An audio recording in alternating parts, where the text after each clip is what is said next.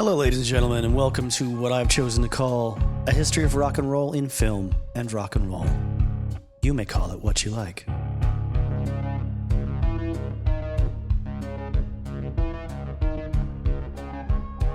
Tonight we're on a topic. I hope it's nighttime when you listen to this.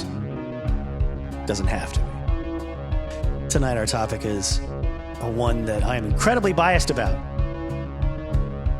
It is the Doors. And Oliver Stone's treatment of the Doors in the first episode, and then their treatment in the film Beyond the Doors in the second one.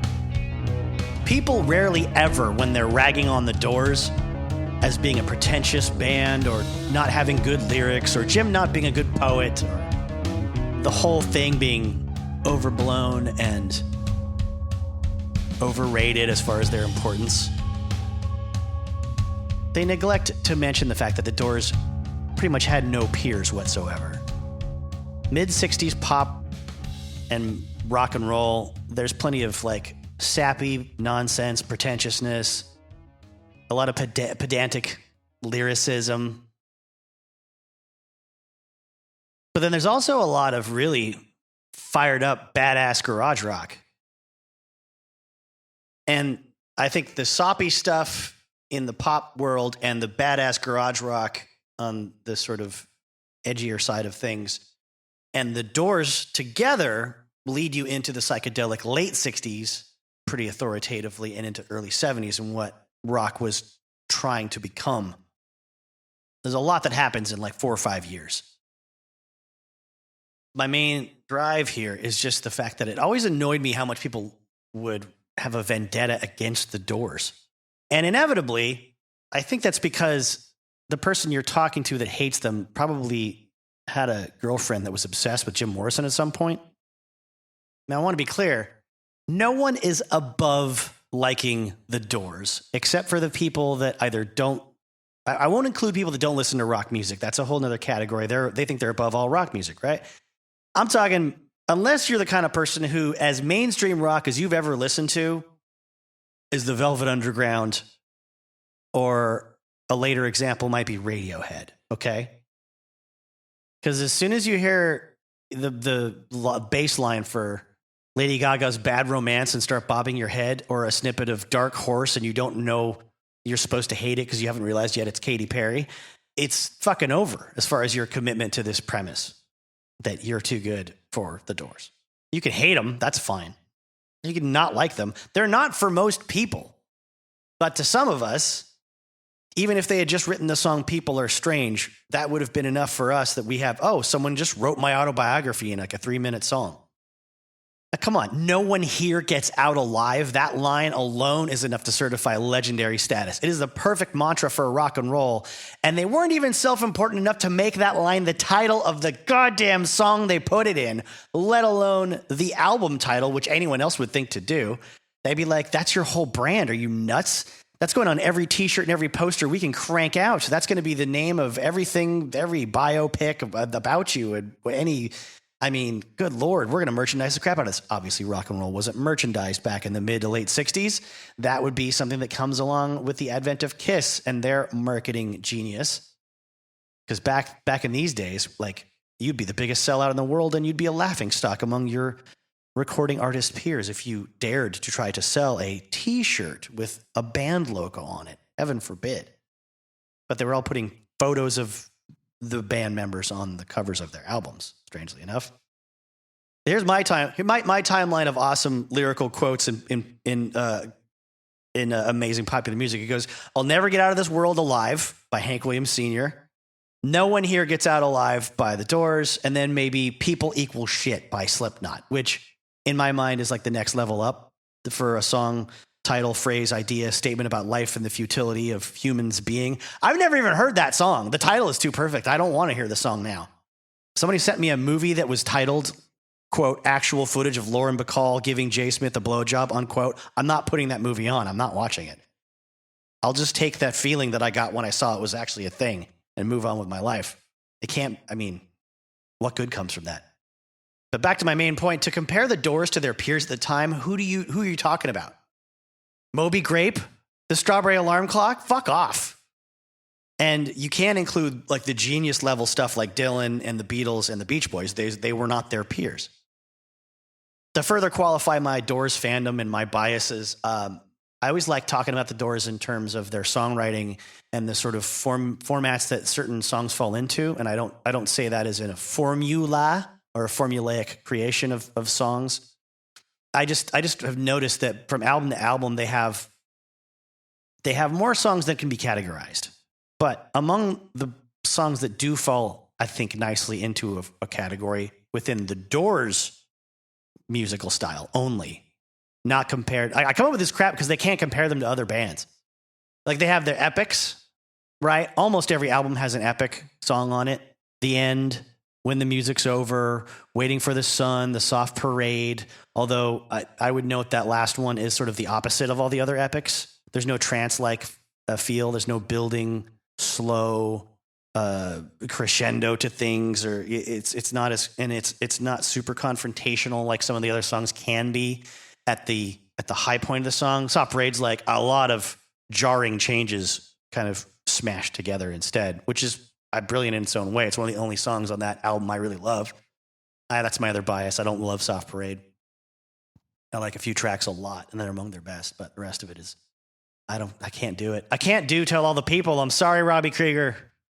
It's just me. Follow me down. Tell all the people. That's just blech. Anyway, so I'm coming from a place of honesty, all right? The next category I would put in there is the slinky and danceable category. I would call that like 20th Century Fox. Peace Frog, The Changeling, My Eyes Have Seen You. Real raunchy rhythms, up-tempo shit, and not just catchy songs like Hello, I Love You, or Take It As It Comes, or catchy songs, and they move and they're up-tempo, but they're not as slimy. There's a category I would call unsettling interludes, like My Wild Love, L'America, Horse Latitudes, Not to Touch the Earth. And then I got quirky and hard to categorize, but still catchy and engaging. I don't mean quirky as in cute and funny and, I mean just weirder, like Spanish Caravan, although it's a fairly traditional sounding song if you compare it to things outside of rock and roll music. Within rock and roll, that's weirder. Whiskey Bar, the Alabama song, yes, that's a cover from the 1920s from like a German opera. The Unknown Soldier, Wasp, Texas Radio and the Big Beat, and Land Ho. Some of these are shouty or poetry reading type songs. Sometimes the music style is so just unlike the pop and the rock of the time that I think it's just a defining mark or a badge of courage that the Doors should always carry around, that they had songs that were so outside the realm of a normal format for them or any other band. Because other bands would have a couple of pop songs and then a whole lot of filler, quite frankly. They'd try to do the same thing they'd done in other hit pop songs or hit rock songs, and they couldn't pull it off. They couldn't be that brilliant in the same format all the time. So you just got a lot of tunes. Now, if we're going to talk about their whole catalog, I think I should also touch on American Prayer really briefly. I know Paul Rothchild, their producer, famously bowed out from working with the Doors when they heard their demos for L.A. Woman, and he called it cocktail music, and he had no interest in pursuing the production of those songs. We'll get deeper into that when we talk about Robbie's book later. But I would say American Prayer in a lot of places is cocktail music compared to the really incendiary stuff the Doors was used to cranking out. Some of it's wonderful and brings you into a real Doors headspace. In many other places, though, it's very smooth, light rock, like soft rock. I put quotes around the word rock, I guess, in this case. Ray can talk all he wants about feeling like Jim was there in the room with them during the recording, but if he physically was part of the band at the time, I think the effect would be a little more dramatic in places. It wouldn't be as typically violent or sinister as the Doors fare was used to, because Jim is reading his poetry alone by himself. True Doors music would be too ham-fisted or inappropriate for Jim's delivery here. What I'm saying is that they did the most appropriate thing that they could musically for this album, but it barely scratches the itch for Doorsiness in some of the songs. It gives me a look into what kind of ding-a-ling schmaltz these former demons are actually more likely to play when Jim's not around. Another note, I want to get one thing straight about Jim's appeal. He's a young man who sounds older and weirder and wiser than men older than him at the time in the recording music business industry. They were all trying to sound young, and he wasn't obsessed with songs about first dates and women being just 16, et cetera, et cetera. He was talking about murder and lizards and moonlight and fire, being miserable, being wasted, badass shit without telling people he's a badass.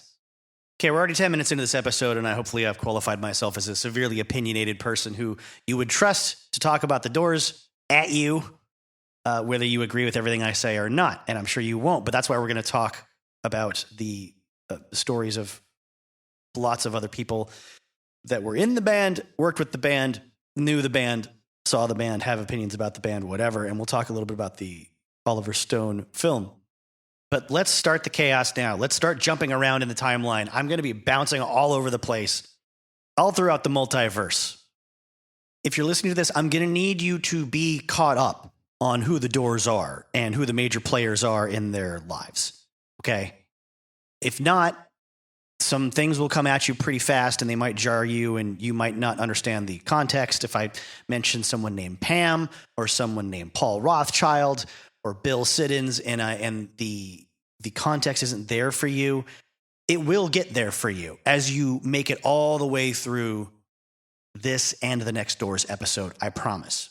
Because I'm giving everyone credit that I possibly can in their narrative, but I've done it all out of time and out of order, and I've re-edited and restructured everything in a way that is not a straight line, let's just say.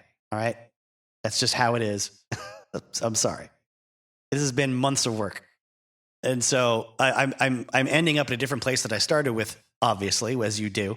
There's going to be times when you hear me say, as we heard from Ray's book, when you haven't heard that part from Ray's book, but you'll hear it later. Things like that. Little tiny things like that. But hopefully you know who Ray, Robbie, Jim, and John are.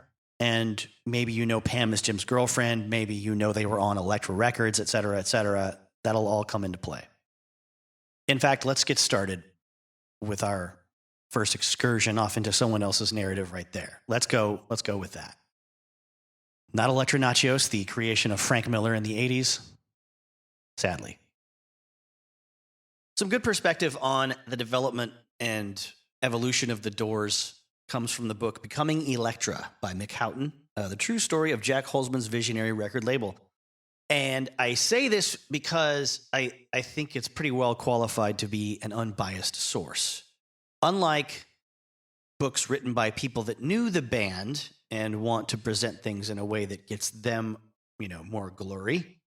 And unlike books written by band members themselves, which have a bias towards setting the record straight in their mind, perhaps as a reaction to people like Danny Sugarman, who fall in the first category, and to tell their personal stories and give you the real details as they saw them on certain days during certain events. A book like this is written by the people that were there in a working capacity and saw potential in artists and are basically setting down their story of what they saw as the best tools to maximize that potential and probably explain some of the conflicts and triumphs that went along with it. But overall, it's the story of a business entity as a record label. So there's not a lot in it for them to make the Doors sound cooler than they actually are, or to drag them through the mud either, because if they do, it's really their fault for signing the band and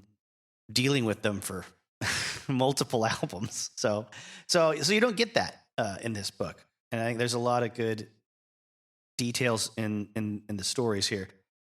So I think we'll probably take a lot from this, and if you hear me reading now, I'm reading directly from the text in various places, skipping around a bit.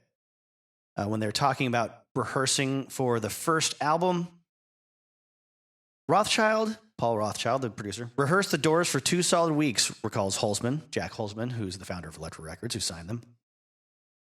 Running the material so as to make it sound second nature when the band got in the studio. They could lay down just a few takes and not drain their enthusiasm or energy. You take the song to 80% of where it has to be, and the extra 20% comes from the excitement and the pressure of recording. When the album was completed, I took the tapes home and listened to them through headphones. I grinned the whole way through. Neither I nor anyone else had heard its like before. Now I'm going to pause, and I'm going to say his viewpoint comes from a person who is predominantly known for releasing independent sort of folk artists at this point. So he's into quirky stuff. He's not into manufactured, typical, record label shenanigans when it comes to just putting pretty boy rock bands together and cranking them out. Jumping over to some comments from Ray Manzarek. The joy of that first album comes from the whole point of putting a rock and roll band together, which is to make a record, says keyboard player Ray Manzarek. To actually be in a recording studio for that first time is an existential moment. It only happens once in your life, and if that doesn't energize you, nothing will. You've got a beat, Southern, Gothic, French symbolist poet who joins with a classical jazz blues keyboard player, a jazz marching band drummer, and a bottleneck American folk blues flamenco guitarist. Take those four disparate types and play Bertolt Brecht and Kurt Weill, Willie Dixon, plus our own songs. The Doors combines all those elements. The Doors was a devastating debut with a new dramatic sound and confrontational, controversial lyrics about sex and death, all of which introduced America's first adult rock band. There were outstanding songs, knife-edge drama, and inspired performances from all four members of the band. One day, Jim said, "We don't have enough material, so why don't you guys write something?" Krieger recalls. That's Robbie Krieger, the guitarist for the Doors. I went home, and first thing I came up with was Light My Fire. It's been downhill ever since. Jim admired songs rooting in universal subjects, so I figured I would write about the bass elements. I love the Stones' Play with Fire, so I chose to write about fire using folk rock chords. There was a version of Hey Joe by The Leaves, and I was drawn to the chord sequence. On the solo, I wanted my guitar to sound like Coltrane's My Favorite Things. Krieger also wrote the songs Your Lost Little Girl and Love Me Two Times for the first two albums. And these marked him out as the only regular songwriter in the group, apart from Jim Morrison. Holzman discovered immediately that they were instinctively smart about issues that had broken up other groups. Pause here for your narrator to interject. This is incredibly important because up to this point, you just get bands that come and go really fast, get chewed up by the industry and spit out and trashed or end up in tragedy, physical or otherwise.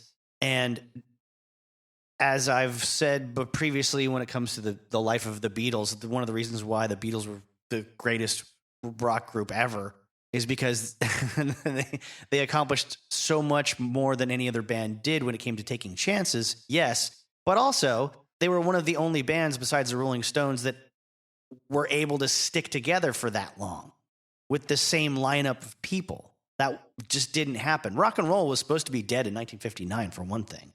And to a lot of people, it was. Anyways, like this is all stuff that happened later that they don't care about, rock and roll purists. To them, rock and roll is just singles and amazing performances that die out really fast. I mean, that's the essence of punk rock too. There's plenty of people that dedicated punk rockers that maintain every band should break up after their first album. That's it. Anyways, the opposite of that right now in this narrative is the Doors. This is why, you get scenes in the movie by Oliver Stone of them being approached by people that want to sort of separate them and focus more on Jim, and Jim himself rejects it. This is why they didn't sign deals with these other exciting artists that saw great potential in them but couldn't give them a multi-album recording contract. Even though they would have gotten publicity out of it, they didn't want to be used up and then dropped. And then, it can work out well, I suppose, to some people if you take an opportunity to work with someone like Frank Zappa and do some crazy, awesome experimental thing, or he just lets you do whatever you do and puts out a single or two. But another thing a lot of folks don't understand about the music business and the entertainment business, not that I'm deeply entrenched, But I do know enough about it to know that the ego that drives the business is one of discovery and like headhunting. If someone can't take credit for making you and breaking you out of nowhere, there's not as much in it for them. It doesn't raise their star as, let's say, an agent or a manager or a booker or a recording label. If they can't claim to be the ones that discovered you and brought you out of obscurity from nothing. Also, they want to do that because you are in a more vulnerable position when they can do that. If you've already got, it can work in your favor if you can like drum up a bidding war because of some small success, but it can turn on you the other way too. Back to the text of Becoming Elektra. All monies from performing, writing, and publishing were split equally, he says. And all copyrights were listed in the name of the entire band. When it came to their visual image, the Doors knew what needed to be done. They put their personal egos aside and Jim up front. During the photo shoot for the first album cover, they said to Bill Harvey, "Let's make Jim a little bigger." They knew he was the draw. That part also I feel is very important to explain or to bring up because so much of the folklore and fakery in Oliver Stone's version of the Doors story is that, Jim was just naturally the one that got scooped up by the media and the other band members resented him for it. And he was the one that wanted to get crazy and they didn't. And they just resented him for being wacky and wild and out of control and they didn't know where it came from. Let's move ahead in the Doors narrative from this same book to after they're, in the process of releasing the first album and trying to get them on the radio. Holzman relies on a guy named Steve Harris, who knows how to talk to DJs and how to work with program directors. Jack Holzman spoke firmly to local record distributors throughout the country, tying their future distribution of Elektra to their success with AM radio. He advised them, "We must have your local radio support to launch this band." It was Break On Through that conveyed the essence of the first album. The title was a statement in itself, and it was obvious the obvious introductory single. Holzman says the philosophy was simple. He knew they were going to lose the first single and wanted to see what the consensus single was, and that would most likely come from what was played on FM. We were convinced that it was Light My Fire and that we could cut it to the required length for AM radio. We went with it. Suddenly, the album was selling 250,000 a month, and the single even more. We couldn't press them fast enough. That blew our sandals off. At first, the band couldn't believe the severity of Rothschild's radio edit of Light My Fire. He simply removed all the solos. Ray Manzarek seethed. Robbie and I looked at each other, and we both hated it. Then Paul said, to just imagine you're a kid in Minneapolis, Minnesota. You are 17 years old, and you've never heard of the Doors. You love rock and roll, and this comes on the radio. We thought about that. And Morrison presciently says, well, if you hear it on the radio like this, and you like it, and go out and buy the album, then you get the bonus of a 7-minute Light My Fire that you never expected. And we all said, call New York and tell Jack it's a go. Now I want to read another section that is very, very, very important to understanding the story of Jim Morrison, and I think it's tragically, criminally underexplored. After Light My Fire, said Manzarek, everything just exploded. 2 years from the day that Jim and I sat on the beach and he sang Moonlight Drive. That was middle of July 1965, and in mid-July 1967, the Doors were the #1 band in America. Bruce Botnick, who is the engineer that worked on the album with Paul Rothschild as producer, adds a cooler perspective of the oft-told tale of the beginning of the Doors. Jim wasn't a musician. Zip. To any non-Americans listening to this that didn't grow up with that nomenclature, zip means zero, implying he could not play musical instruments at all. Or reiterating rather than implying. I don't know. We've got a lot of downloads in India. I want to clarify these things. We have more downloads. We have 1 million downloads in India more than Canada. I don't know what your problem is, Canada. What are you listening? What platforms are you listening on? I've got never mind. All right.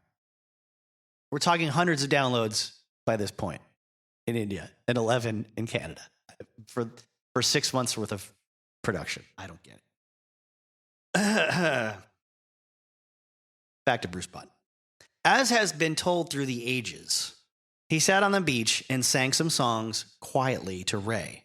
When Ray said, "Let's start a band," Jim didn't really understand what that meant. This wasn't his world. It would become his world, and eventually it swallowed him. But from day one, the Doors were utterly distinctive, and they still are. More details from Bruce Botnick. Melodically, they were very strong, and lyrically, they were amazing, says Botnick. The Doors paid no attention to any prevailing sound, although the folk rock style was dominant in LA. Robbie has that flamenco background, and Butterfield and blues music were an influence on him. But they had none of the identifiable 60s crutches, no electric 12-string guitars, harpsichords, nor even a bass player. That really set them apart. That and Jim Morrison's talent for poetry, his lived-in voice, and his brooding, towering presence. Jim was a huge Elvis fan, explains Botnick, and an even bigger Sinatra fan. When I first met Jim and showed him where he was going to sing in the vocal booth at Sunset Sound, I had a Telefunken U47 microphone up, and he froze. He looked at it, and he said, "Frank Sinatra." And I said, "Right." On Sinatra's swinging session, there's pictures of a U47 with a capital logo on, and that's when I knew he was a Sinatra fan. Jim had this enormous vocal range and could go from a whisper to a scream from 0 to 60 in 2 seconds. He could croon and then scream. I'd marvel. How do you do that? Paul Rothschild, too, realized that Morrison was blessed with a magnificent vocal instrument. He was one of the greatest voices I've ever had the delight to work with, said the producer. He talked about being a crooner, admiring Sinatra's phrasing enormously, and he could do a mean Elvis, but he was really an accidental musician. Fun anecdote from John Densmore, the drummer of the Doors. When we were working on the first album, Jim got inebriated after recording Light My Fire. I believe the inebriation was lysergic as well as alcoholic in nature. That's your narrator speaking. After recording Light My Fire, broke into the studio at 2 a.m. that same night and hosed the place down with fire extinguishers because he thought the song was going to burn up the building. Jack graciously paid for the damages and kept the whole thing under wraps, even though we hadn't hit it big yet. That's true commitment for you. So now let's talk a bit about Doors as they were sort of not integrated with their own scene. Even further, we set the scene for punk, Robbie Krieger explains. The Doors were improvisational theater. You never knew what was going to happen. There was always a sense of danger. Other groups had no idea what we were doing. We were always ahead of our time. We weren't trying to be this or that or anything.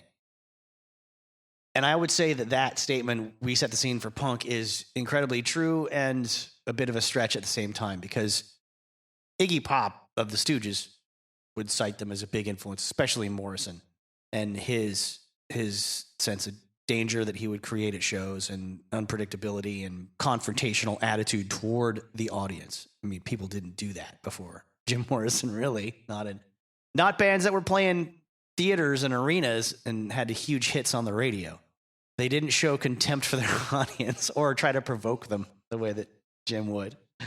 Back to the book, Becoming Elektra, by Meg Houghton. The Doors were outsiders, not just Morrison, but as a group. I think there was a jealousy toward the Doors, says Jack Holzman. They had come out of nowhere and were on a strange label for that kind of music. People were surprised that Elektra had succeeded in accomplishing this. Their peers didn't show too much interest in them, and they didn't hang together as much. They all had their own lives. In interviews, Morrison talked about the Doors being the band they loved to hate. According to Holzman, Jim liked that notion. He liked the idea of being the outsider, and I think he felt he wrote better from the outside than the inside. He maintained that for himself, the vagrant poet who has a better view of contemporary happenings than the insider does. Those are cliches that he had some belief in. A lot of Jim's actions were ways he found to keep himself interested. The Byrds had set Los Angeles alight in 1965 and stylistically had a far-reaching effect, especially in their hometown. But the Byrds never did anything on a scale to match the achievements of the Doors. Roger McGuinn agrees with this notion. We were established a little before them, so we saw them as a new upcoming act, but they reached greater heights, mainly because of Jim Morrison's antics. Morrison had an iconic image about him, McGuinn continues, but I think that that has tended to be at the expense of his music. His musical talent gets overlooked. I think the same thing is true of Graham Parsons. They're both more celebrated in some circles for their dramatic personal lives and untimely deaths. And sometimes the music just seems to be an afterthought, which is just crazy. I definitely wanted to get that quote in there because there's a Graham Parsons episode of this history of rock and roll and film and rock and roll coming up soon. Or I've been working on it for months, and it should be coming up soon. I keep saying that in every episode. But I can't let any opportunity go by to not point out major instances of the fundamental interconnectedness of all things. Let's talk about the opposite sort of recording experience. When it comes to the album Waiting for the Sun, which is their third record, they basically had enough songs worked up to fill the first two records early on in their life as a band, from playing long sets at the Matrix or the Whiskey or the London Fog. And when it came to, Waiting for the Sun, they had to start cranking out songs. And I always feel like it's just as strong an album as the previous two. It has what to me is the magical formula of a good Doors record, which is you got a few short, catchy rock songs that, make you want to dance. You've got some introspective, moody, darker songs, and then you've got the 6 to 8 minute epic weirdo songs. And then you get some, hopefully you get some bluesiness in there too, but that's probably in the rockier songs. So the first album has The End. The second album has When the Music's Over. Third album has The Celebration of the Blizzard. Fourth album has Soft Parade. Morrison Hotel has Waiting for the Sun. And then LA Woman is the one that doesn't really have a long epic weirdo song on it, unfortunately. But it's epic and weird in short bursts. Anyways, let me go back to Waiting for the Sun. It was a difficult birth, according to John Densmore. For the first time, we had to come up with songs to order. We were in a transition as a group and having problems with Jim's behavior. Paul Rothchild bore the brunt of that. He was a perfectionist to the point of beating the life out of some songs. We did 130 takes of The Unknown Soldier. How brutal is that compared to the story of the first album, banging it out in a couple of days? Ugh. It was a theatrical Brechian anti-war song, the antithesis of Hello, I Love You, and as a single, it stalled at 39. It was a sign of things to come. Morrison often invited his drunken posse to the studio, which interfered with the sessions. This worsened during the recording of the next two albums, and it had the effect of creating constant problems for the exacting Paul Rothchild. Paul was the only guy that could intimidate all the Doors, said Bill Siddons, the group's manager. He could yell and scream in a very direct way. This is the next part I really admire. He busted you point by point. He never spoke in generalities.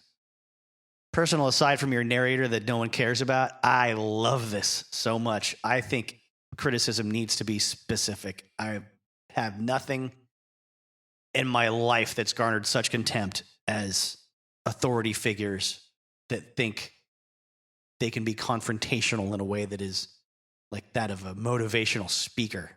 Or they just come around and yell generalities at you because they don't really know specifically what's going on. They don't have a handle on things, but they're pretty sure that you're screwing them over somehow by not doing a good job in school or at work or anywhere in life, any organization. Anyways, more of that in the world, please. More specific breakdowns of what people are doing wrong.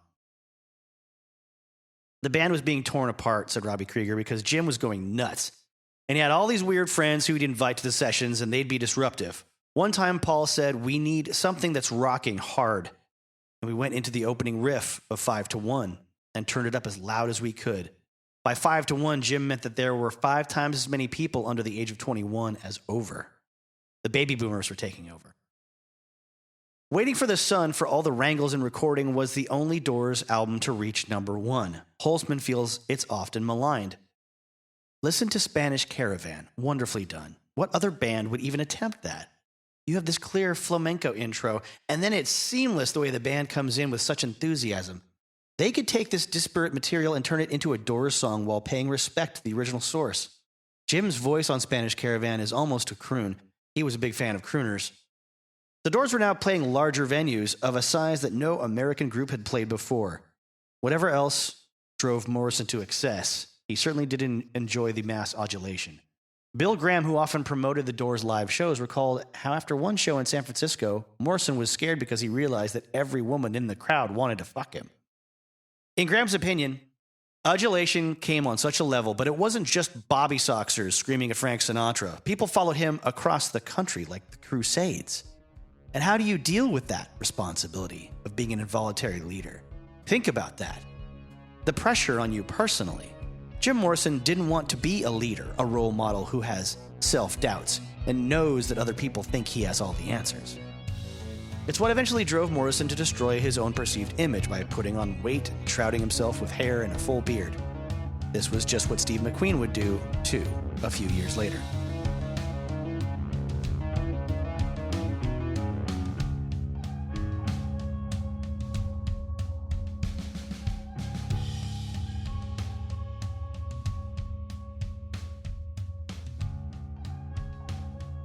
Now, when I started this episode's sort of planning and creation, what I thought I was going to do is go through the 3 different books written by the band members and give each their accounts of key moments like New Haven, Connecticut, and Miami, Florida. And I'm not sure that I'm really going to do that authoritatively now that I've kind of glanced through what they all wrote about it. I think Robbie's breakdown of how things all happened with them in these key moments in their career is probably the best and the most educational to draw from, because he has the luxury of doing this well after John and Ray and other authors have done their take on these crazy situations. He kind of downplays the craziness of it. I think I do want to get into some of John's account, though. Not the whole thing, but if you want a better feel for the stress level and the anxiety level that a member of Jim's band would generally have leading up to the performance that was as disastrous as, for them as Miami. Woo!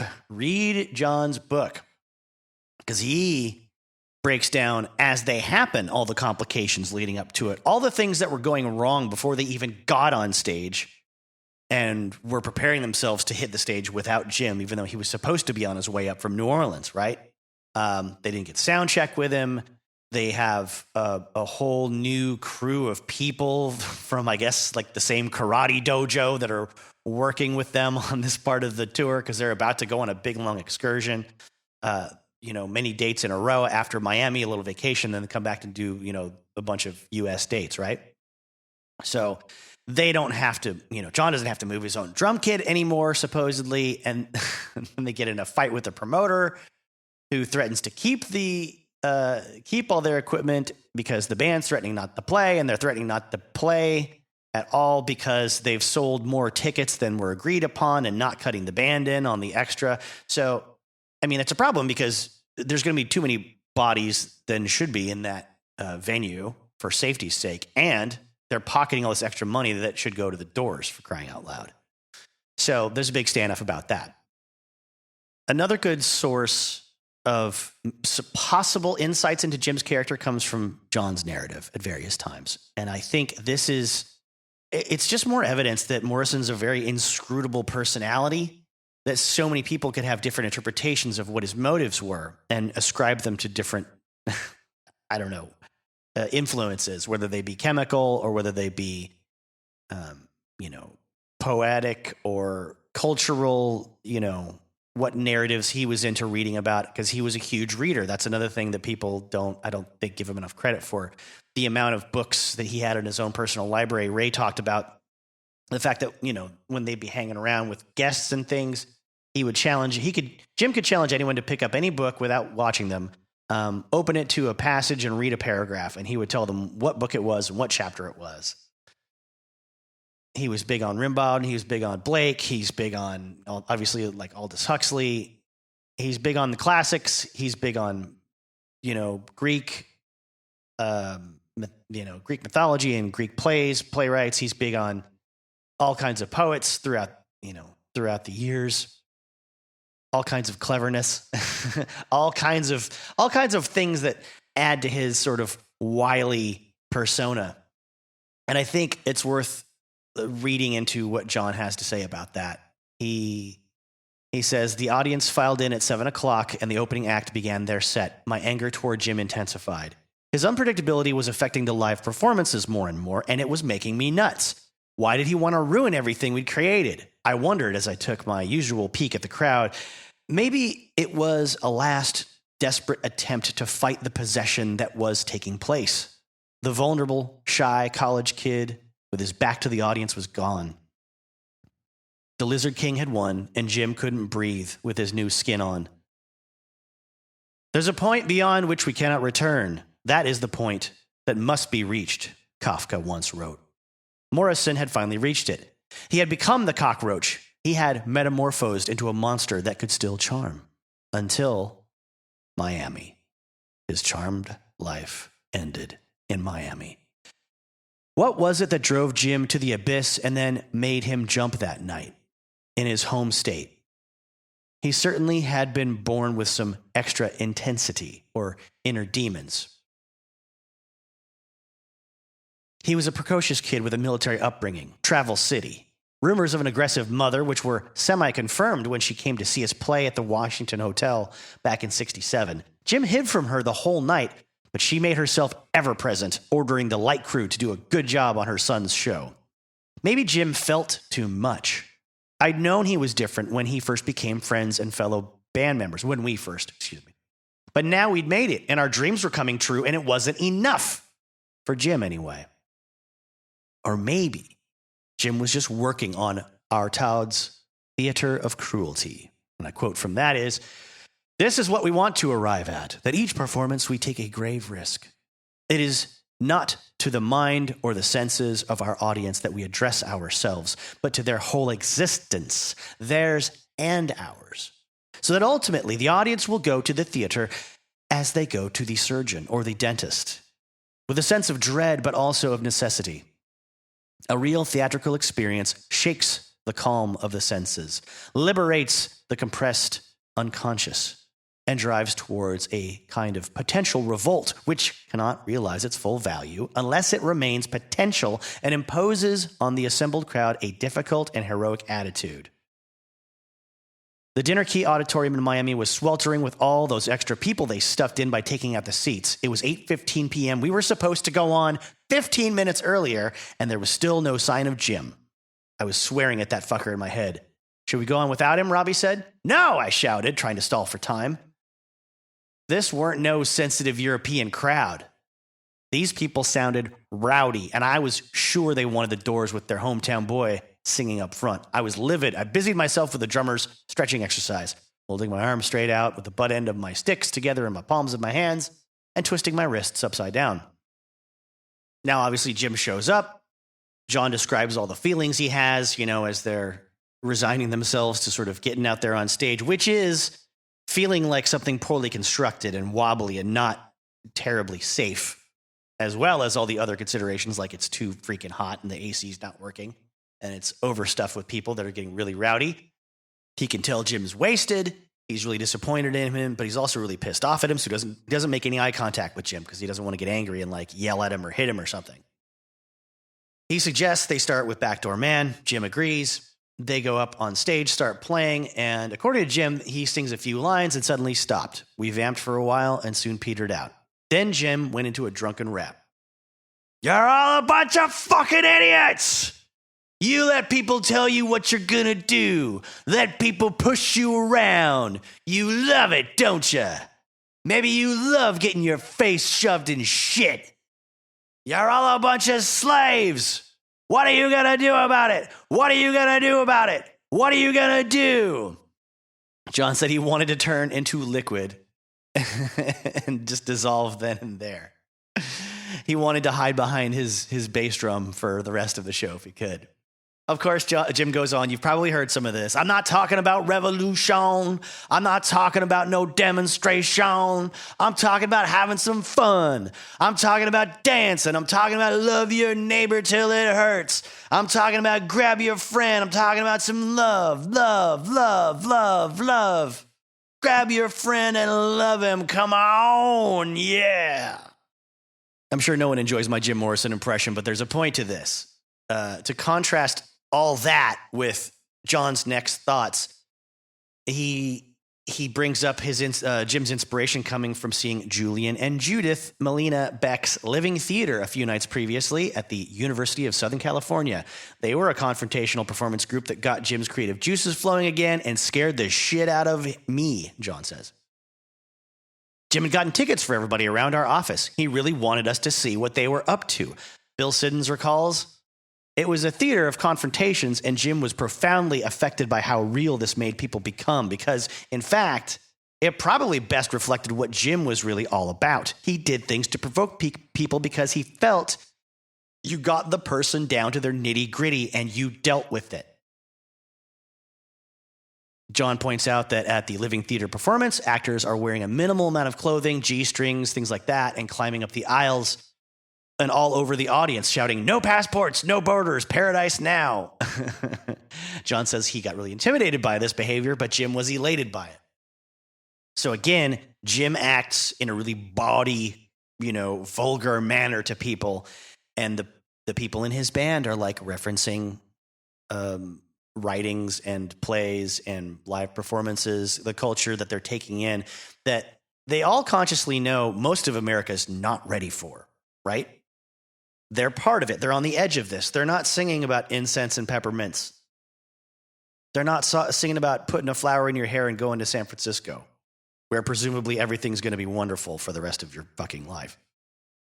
This is a Jim that started out little tiny ways of being really wily and rebellious against the peaceniks and the hippies when they would throw flowers to the stage when they were still in their club days, and he would take the flowers and throw them under John's drumsticks while he's playing the snare. So John's just beating these little daisies and posies to death or whatever in front of the audience, whether he likes it or not, because he's got to keep the beat. He can't stop. And Jim's just laughing at it.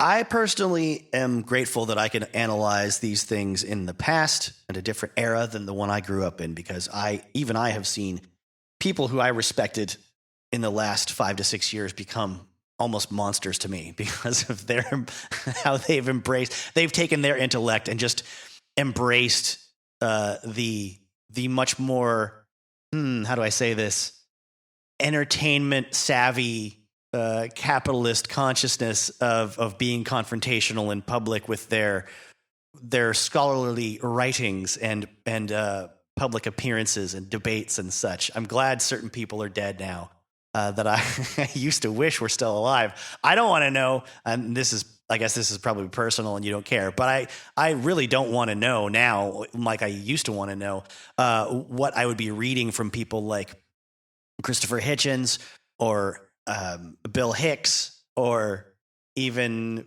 Hunter S. Thompson these days, because they would be really pretty old and probably up for whatever when it came to their position on certain political things or cultural things happening, whatever would piss the most people off, quite frankly. A digression, I know, but I feel it's relevant for you to think about that yourself. If you're a fan of Jim Morrison and what he did, do you relate to that, and can you translate that into your own life and your current culture where you live and what's going on? What is your culture not ready for that you could do to be, force them to confront it and make decisions about that to wake them up, right? Would you have to be that confrontational in a live setting? Would you just do it through social media? A lot of folks have been for years. A lot of edgelords out there trying to be really, cool and confrontational and vulgar and start conversations by putting on an affectation of, some sort of alpha male aggressor or insidious countercultural trickster with their memes, and their little videos here and there. Yeah, it's sick and vulgar when it becomes widespread and mainstream, isn't it? So let's get into a little bit about New Haven.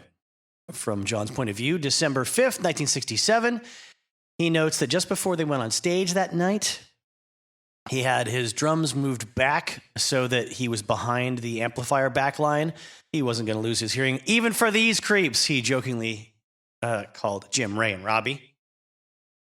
Then, as soon as that's done, he gets the notice that Jim had been maced in one of the dressing rooms by a policeman while chatting up a fan in a side room, and a cop came in, thought they were supposed to be in the audience, and as John would say, in his subtle Mr. Hyde manner, Jim told the cop to fuck off. The policeman reacted by spraying Jim in the eyes. When he came backstage, John could tell something confrontational is going to happen tonight. Jim's eyes are red. He looks pissed off. In the middle of Backdoor Man, again, Jim tells the story of the backstage incident to the audience and starts taunting the police who were standing directly in front of the stage, supposedly protecting the doors from the audience. Cops, of course, start turning around and frowning at Jim. Jim keeps baiting the crowd, in John's words, like he had never heard before, daring anyone to do something. So, as you would if you were trying to incite a riot. John says 2 or 3 policemen came on stage from the sides and behind the back curtain. So because this is why it's relevant that John's drums were pushed farther back behind the amplifiers. He can see this happening. The band in front of him cannot. Jim sticks a microphone under the nose of one of the officers as he reaches Jim in the middle of the stage and says, "Say your thing, man." And they start dragging Jim away.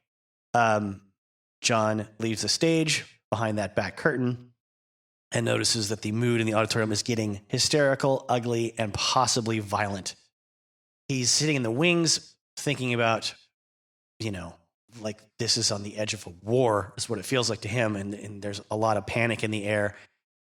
Apparently, Ray had come around back towards the audience and encouraged a bunch of people to go down to the police station in New Haven, Connecticut.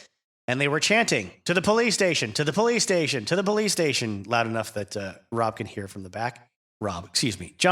from where he's standing. But now in John's mind is what's happening to Jim right now? Is he getting beat up by the cops? Is he getting, clubbed into unconsciousness? And he seems to register at the time that this could be the beginning of a terrible slide downward for the Doors. And throughout the rest of his book, he mentions that a couple more times. Between himself, Robbie, Ray, they all seem to feel similarly that was the turning point in their relationship together and in their career as Doors. That from here on out, everything is about to get a lot more complicated, a lot more troubling, a lot more dangerous, and it's going to be a lot less about the actual music. Surprisingly, though, John reports that the Lizard King was in pretty good spirits after having spent the night in jail, and they were right off on the road to Philadelphia. Everyone tried to sweep it under the rug, he says, as if it were now part of the act. They went to a big radio station, an AM station in Philly, kissed a lot of asses on the air, shaking everyone's hands, and it tries to get them to play People Are Strange off the new album. It's been their single for 3 months, but the guys at this station are so behind the times that all they know of the Doors is Light My Fire, which came out, kind of beginning of that year. Then they get on their way to the show, and of course, Bill Siddons, their stage manager and tour manager, begged Jim not to say fuck or shit on stage because, he was essentially arrested for dirty words in New Haven and take an obscenity charge, right? So, of course, as soon as he gets in front of a microphone, Jim starts cursing at the crowd.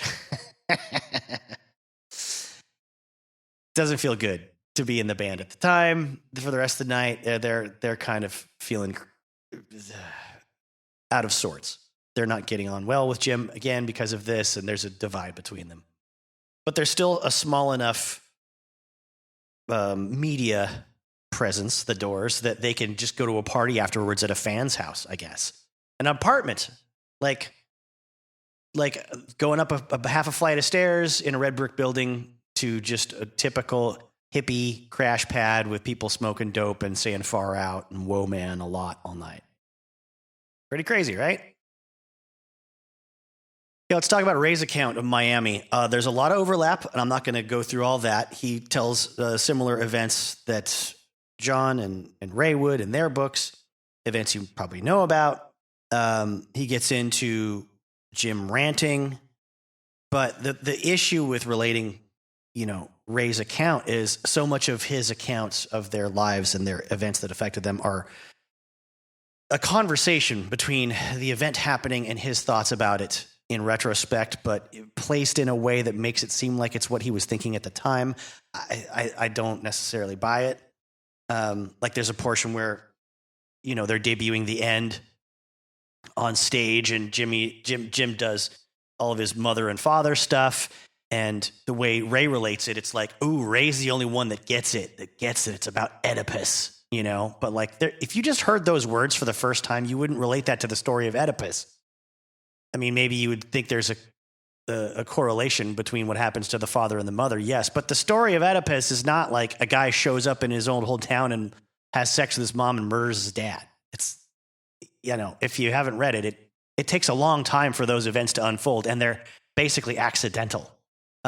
So nothing like what Jim's character says in that song, and certainly not the first live performance of it. You wouldn't go, oh, wow, man, he's totally doing Oedipus, and these people don't get it, but I do because I'm Ray Manzarek, man. Anyways, so that makes his account of Miami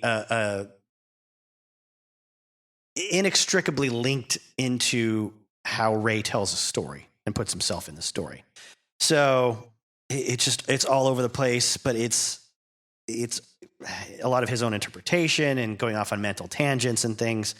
So he relates all the angry, loud things that Jim is doing to the people and saying things.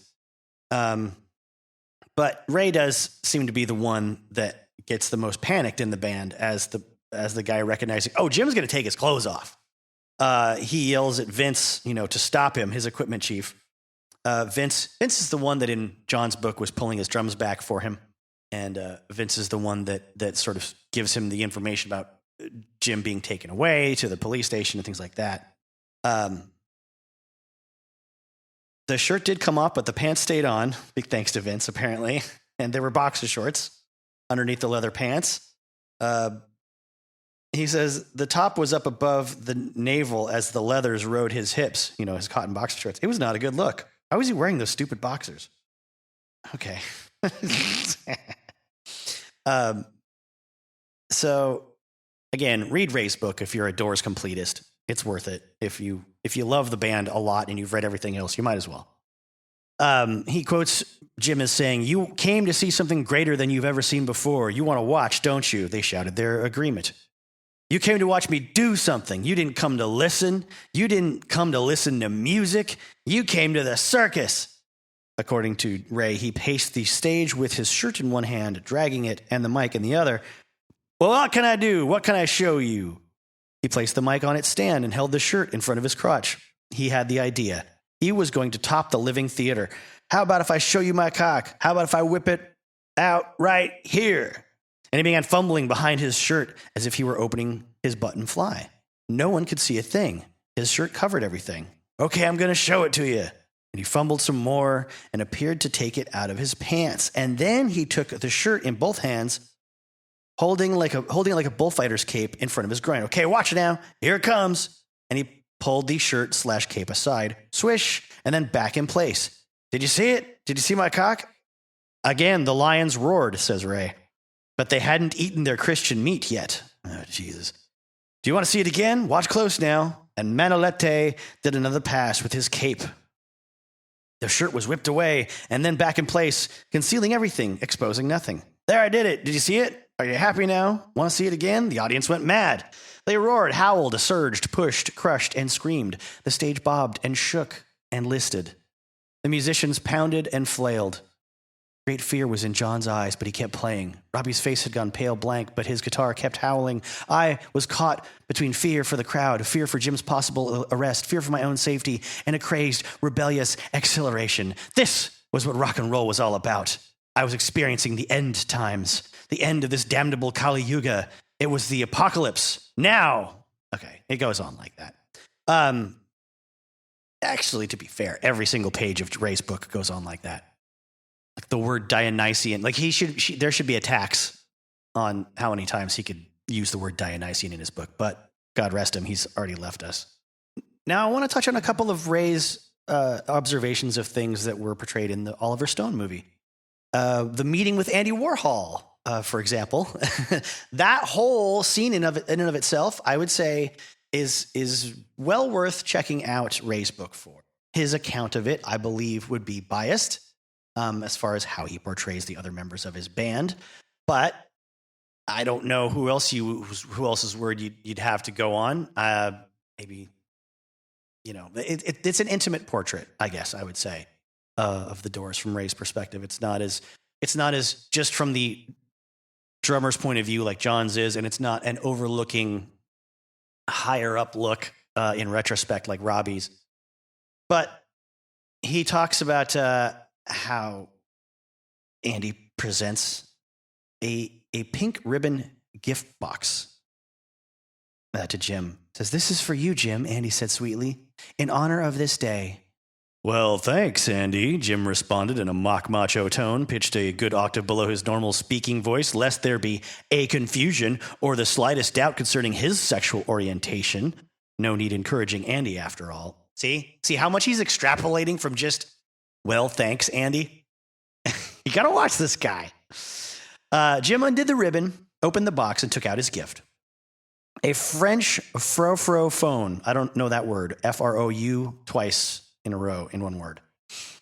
A telephone that had beheaded Louis the 1051, the 16th, would have used to call for help had the telephone been invented in the age of Versailles. It was white with faux gold incrustation. The receiver rested in a precariously high golden cradle, and the dial was solid gold. The whole fucking thing was plastic, and it was ridiculous. Wait, was the dial solid gold, or was the whole fucking thing plastic? Jim could only stare at it in disbelief. Was it a put on, or was Andy serious? What could Jim possibly do with such a silly object? Was he supposed to take it back to California with him? Ray goes on. The gaggle of factory workers all applauded when they saw the phone. They thought it was a perfect memento. There were oohs and ahs all around that manly burgundy banquet. Banquet? Jim put the phone back in its box. "Thanks, Andy," he said. "It's, just what I've always wanted." He slyly smirked. I almost lost it right there. Almost sprayed my gin and tonic out over the table like a bit of vaudeville shtick from the old Milton Berle show. "Just what I've always wanted, Jim the Joker." "You can talk to God with it," Andy absurdly said. I took that as my cue to leave. That was enough factory woo-woo for me. Jim stayed and continued drinking, but damned if he wasn't maintaining an even strain. It was great to see him in control of his Crevassier consumption instead of Crevassier's usual vice versa. Consequently, Jimbo was nowhere to be seen. That redneck stayed hidden in New York City. He never made an appearance at the big show. Too sophisticated, too worldly for a good old boy. Had Jimbo made his presence felt and attempted any of his mind games with the New Yorkers, well, he would have received better than he could have given. Jimbo is the band's name for the darker, meaner, redneckier side of Jim Morrison when he's totally drunk and being a real dickhead. Now let's jump to Sullivan. They're backstage at the Ed Sullivan show, and he says, that there's a bunch of preamble leading up to this moment, and you can read it for yourself. Please do. He says, "Then they dropped the bomb. We were in the dressing room, relaxing, sipping a beer, chit-chatting idly when himself walked in, Ed the Sullivan. We quickly hid the beers, no drinking in the dressing rooms. But he didn't notice. And he said, 'You boys are really handsome, but you look a lot better if you'd smile more.'" I don't know why my Ed Sullivan sounds like a really bad imitation of Michael Myers doing a passable imitation of Lorne Michaels, but here we are. And he turned and walked out the door. We were speechless. Another absurd statement tossed out into reality, and the irony of it. Mr. Stoneface himself was telling us to smile. And virtually on Ed's heels came in the one-man bomb squad. The producer said, "Boys, we've got a little problem." My brain screamed, "Oh, shit. Problem? Shit. What problem? What could possibly be wrong? Shit." Jim glared at the producer. What kind of problem? He snarled. Well, the network has sent down an edict. He spoke in his most official yet conciliatory manner. After all, he didn't want to upset the boys. But networks' must be obeyed. It seems you can't say the word higher on national television. John spoke up. So what's that got to do with us? You have the word higher in your song. Where? John asked. The producer spoke as if to a child. Girl, we couldn't get much higher, he said as he scanned his clipboard. John got it. Oh, so the producer repeated himself more forcefully this time. So you can't say the word higher on national television. Robbie spoke. So what are we supposed to do? Change the word, said the producer. Jim muttered, fuck you, under his breath. The producer whirled around and shot a mean look at Jim. What did you say? I said, to what? Jim lied sweetly. Oh, wire or liar or something. I don't know. You're the poet. Make something up, the producer said. That's not a bad rebuttal. Come on now. I like that. At least he was acknowledging Jim was a poet, says Ray. But change the word? I didn't think so. Jim was about to get very angry. You could see his face redden. He was about to tear the producer a new hole for his anal sphincter, somewhere in the middle of his chest. I quickly stood up and said, why, sure, sir, we can do that. The band was shocked at my acquiescence. The producer was very relieved. He smiled at us. Very good, boys. I'm sure you'll have a great show. He headed for the door. And be sure to smile more, like Mr. Sullivan said. And he was gone. Jim glared at me. Ray, I am not going to change the word for these assholes. What do you think I am, a fucking sellout? Of course not, I said. You're not going to change the word. You're going to do the song the way you always do the song. Say the fucking word higher. John spoke up. But you just said we wouldn't.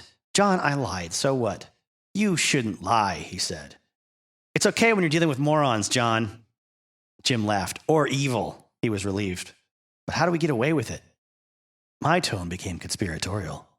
Okay, we do the song like we rehearsed it. You sing, Girl, we couldn't get much higher the way you always do. We do the short solo in the middle. John, I'll nod to you for the 3 against 4, and then the intro again, and then we kick ass on the last 2 sections, and then we're done. Simple. Robbie spoke. But they said we shouldn't say higher. So what, I said. We say it anyway. But they're going to be really pissed, Robbie said. We just tell them we got so excited and so nervous being on national television on the big-time Ed Sullivan show that we forgot. I am nervous, said John. See? So it's not even a lie, Jim said. I continued with my co-conspirators. It goes on. You can read it if you want. Obviously, this is very different to Robbie's interpretation of this event. Actually, I shouldn't say obviously. It will be obvious to you later. Now, when John mentions the Sullivan experience in his book, he says, hadn't we agreed that we needed more exposure just as long as it wasn't on a show we considered lousy? We'd done Ed Sullivan because the Beatles, the Stones, and Elvis had been on. Remember when Ed walked in on our rehearsal?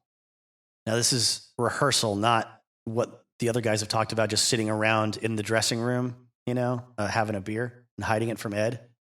Our rehearsal, and Robbie was writhing around on the floor doing his Three Stooges imitation. We were all laughing, and Ed said, you boys look so great when you smile. You should do that tonight. You're too serious.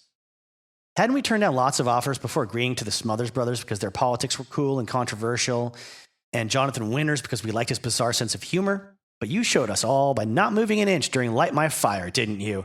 It was an uptight, stiff vocal performance, and I felt you were hurting the band as the end of the song approached, and you were giving nothing as far as emotional singing goes. When your voice started to crack at the last chorus, I was worried. Then when you leapt into that weird prop rope fence, none of us could believe it.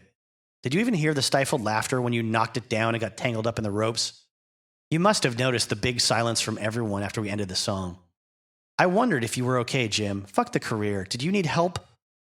It felt like we had just witnessed a short seizure from a schizophrenic.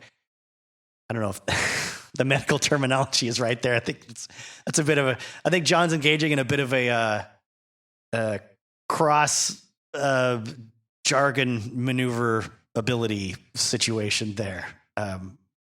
Almost a mixed metaphor in psychological terms. Let's see. How did it feel to you? Of course, no one asked you, did they? We all just sort of avoided you for a few minutes and then acted like nothing unusual had happened. Jim, no one dared confront you. It seemed to us as if you were out of control, possessed or something. Was it pressure from? Okay. So this is John's sort of narrative device in his approach to telling their story. It's very self-reflective. It's very much, it reads a lot like someone who's been through some therapy. And I'm not saying this is John, but it does read like the diary of someone who has gone through rehabilitation and is now questioning all these key moments in their life. You know, he plays devil's advocate at sometimes. He plays the role of the accuser at other times. He doesn't pad the pages with as much flowery prose as Ray does. But he's not as forthcoming and on the level, I would say, as Robbie is. Now, how about Ray's take on New Haven, Connecticut? Well, it's funny because you kind of would have to already know what happens in New Haven to really get much out of Ray's account. He doesn't really go into much detail. Let's see, he says, December 9th, 1967, arrested right on stage. Captain Kelly and a brace of his blue meanies hauled Jim Morrison off the stage, roughed him up behind the curtain, where another half dozen evils in blue were waiting, and carted him off to the Huskow, into the Slammer, for breaching the peace and inciting a riot. Now, I apologize if I seem like I'm being hard on Ray. I don't mean to sound cranky about his narrative form, because this is how he talks. If you check out a link to the No One Here Gets Out Alive, Doors with Jim Ladd recordings and interviews with the band members, this is him all the time. It's not a put on, it's not fake, and it's not something he invented to make the page length, or the page numbers bigger in his autobiography by any stretch of the imagination. So I may be immune to most of his charms, but I am not trying to discredit him as a phony in any real way. I will say that I think he's biased and he's taking liberties with the narrative because it's more fun for him. Maybe he doesn't realize he's doing it in a lot of ways. For breaching the peace and inciting a riot. Of course, the Blue Men were the only ones who rioted. This high-born son of military aristocracy, referring to Jim, this arrogant, snot-nosed college punk, this pretentious anti-war peacenik, dope-smoking, commie pinko, sarcastic son of a bitch, pressed every one of their buttons and they went over the top. He had no respect for the police, just because they had maced him in the bathroom before the show, just because he was making out with a girl and refused to stop and received a full blast of mace. That was no reason for him to call them little blue men in their little blue suits and their little blue caps from the stage. Just because he'd been blasted with tear gas and was choking and crying his eyes out, that was no reason for him to say, I thought their motto was protect and serve the fascists. Just because a doctor had to attend him and the girl and flush their eyes with a saline solution. Just because the concert had to be delayed for an hour because Jim could barely breathe. Just because it was a violation of his civil liberties and rights as a human being. It was no reason for him to bait the police and call them little blue pigs. That was too much. He's being sarcastic here, obviously. That was when they charged the stage and stopped him. And for good measure, they also arrested in the backstage melee and ensuing commotion at the stage door parking lot, Michael Zverin, jazz critic of the Village Voice, Yvonne Chabrier, a life reporter, and Tim Page, a noted photographer just back from assignment in Vietnam. The New Haven Blues were doing a fine job of shooting themselves in the foot and cutting off all their toes. Jim spent a couple of hours in jail, had his mugshot taken, nursed a few lower body bruises, and was finally released when Bill Siddons, God bless Bill Siddons, right, everybody? Made his bail of $1,500 from the night's receipts. Eventually, the charges against Jim and the three journalists were dropped. Insufficient evidence. And as we know, the inclusion of those journalists and photographer in the arresting of everyone at that time just led to the Doors looking like heroes later when they documented it in Life magazine. Now, there's another part of Ray's book that relates almost not at all, except for in the language used, to a pivotal scene in Oliver Stone's The Doors. It's in the summer of 1968. Ray notes that Waiting for the Sun was #1 album in America. Hello, I Love You was the #1 single in the same week. And Jose Feliciano's Latin version of Light My Fire was racing up the charts too. They played the Hollywood Bowl on the 4th of July weekend and filmed that whole concert. A friend of theirs from UCLA Film School was the DP on that project. Concert was sold out. The Stones were there. It was a big success. And it's interesting. In the interviews on Nowhere Here Gets Out Alive with Jim Ladd, the Inner View program that I'm linking in the description. Har, Jim Ladd. I wonder if that's a stage name of some kind or a radio person. Treasure Island reference, maybe. Ray notes that, man, it was really the Rolling Stones that blew their minds. The Beatles were amazing, but the Rolling Stones made him and his friends want to form bands. Maybe it's because the Beatles were just so good that you didn't think you could take inspiration from them directly for the most part. Of course, that's not the case when you're talking about the Byrds and the Beach Boys. Anyway, I'm digressing. But he's setting up how great everything is going, basically, Ray is at this time.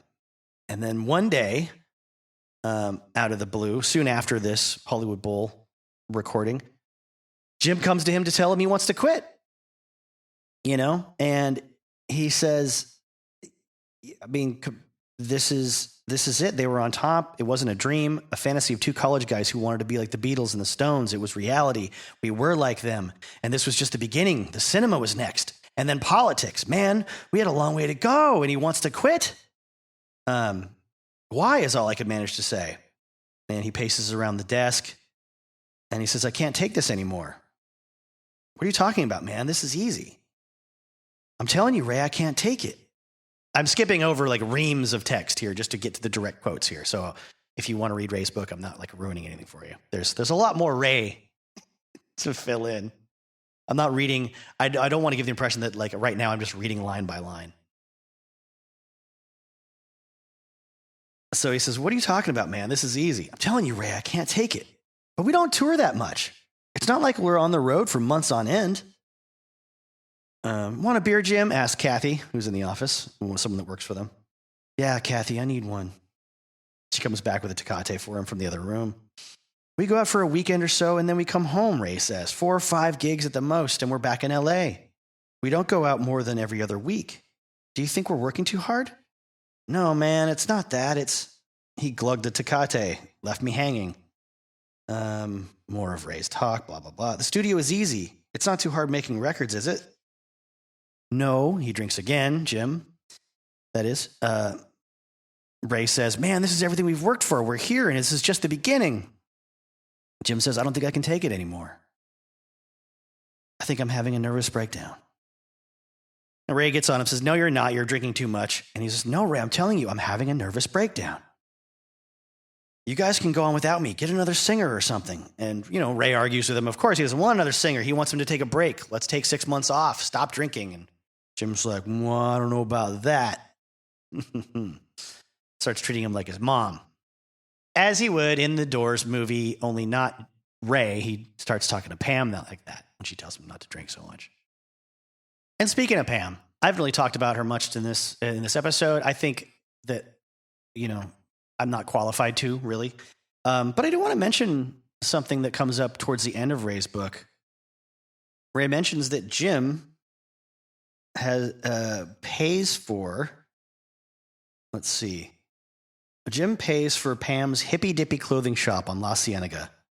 Themis, it was called. It was costing him plenty, considering that peacock feathers were being used to cover the entire ceiling. That bit of excess luxury was thought of in an opium haze by one of Pam's advisors. She had surrounded herself with an unsavory group of very fashionable, very languid, very downer boys. They were all very pretty things. Some were even prettier than Pam's girlfriends.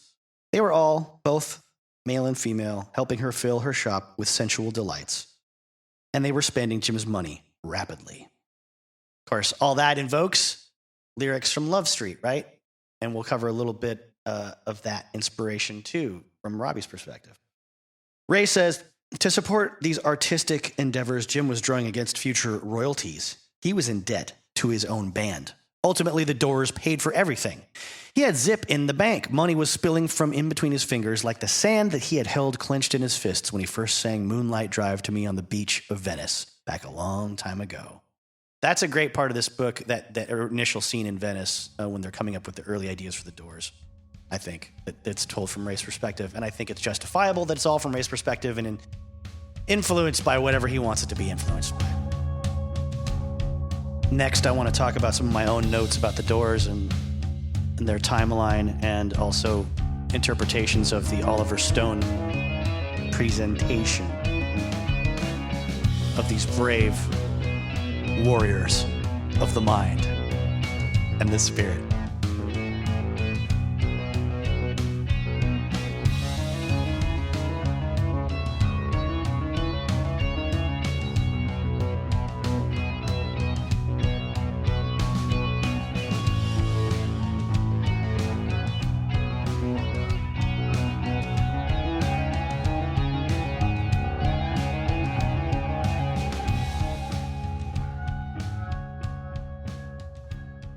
These are a few notes that I took down as I was going back to the band's origins and various points along their timeline compared to the film. Also revisiting When You're Strange, the documentary that if you haven't seen it, I mean, go watch it now or watch it after you listen to the podcast. It's wonderful. It's very authoritative. It captures the essence of the band, the spirit of the band. There's a little narrative weirdness playing out with this idea that there's like a Jim Morrison impersonator driving around in a Camaro, listening to the radio. I don't know, whatever. John and Robbie had a band called the Psychedelic Rangers. They met Ray Manzarek in Maharishi meditation class. Ray had a band with his brother called Rick and the Ravens. Of course, before these bands, all these musicians had a lot of other projects going on and their own musical origins you can get deeper into by reading their autobiographies.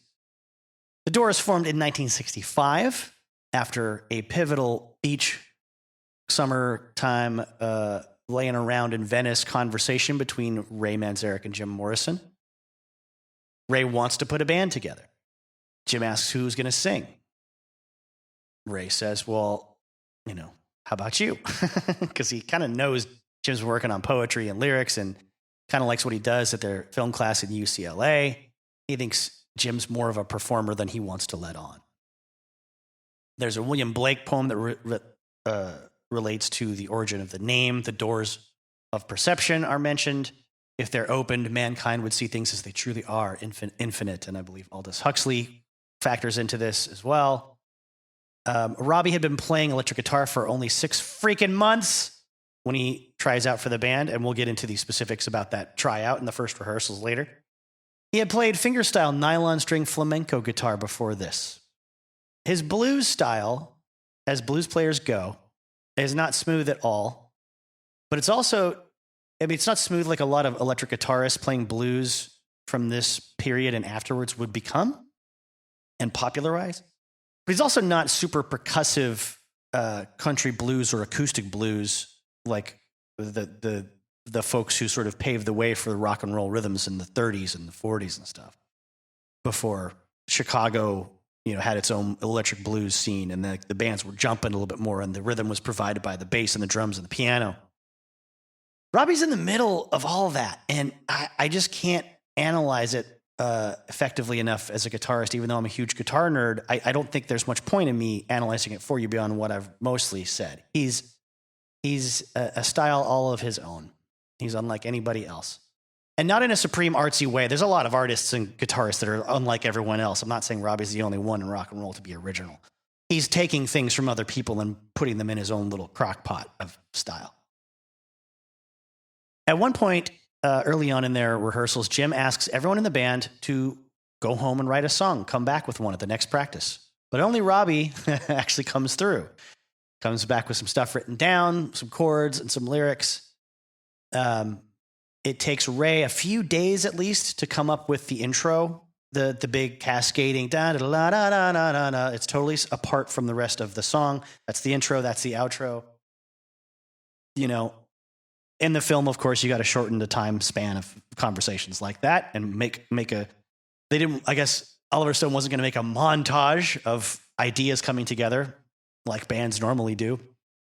So in the movie, it's like 10 minutes. He's like, I got it. Everybody come back inside as they're walking around out on the beach. And Jim's asking Robbie what he thinks about when he plays. And Robbie says, fish in my fish tank. Although I think it was either it was either Ray Manzarek or John Densmore that asked that question.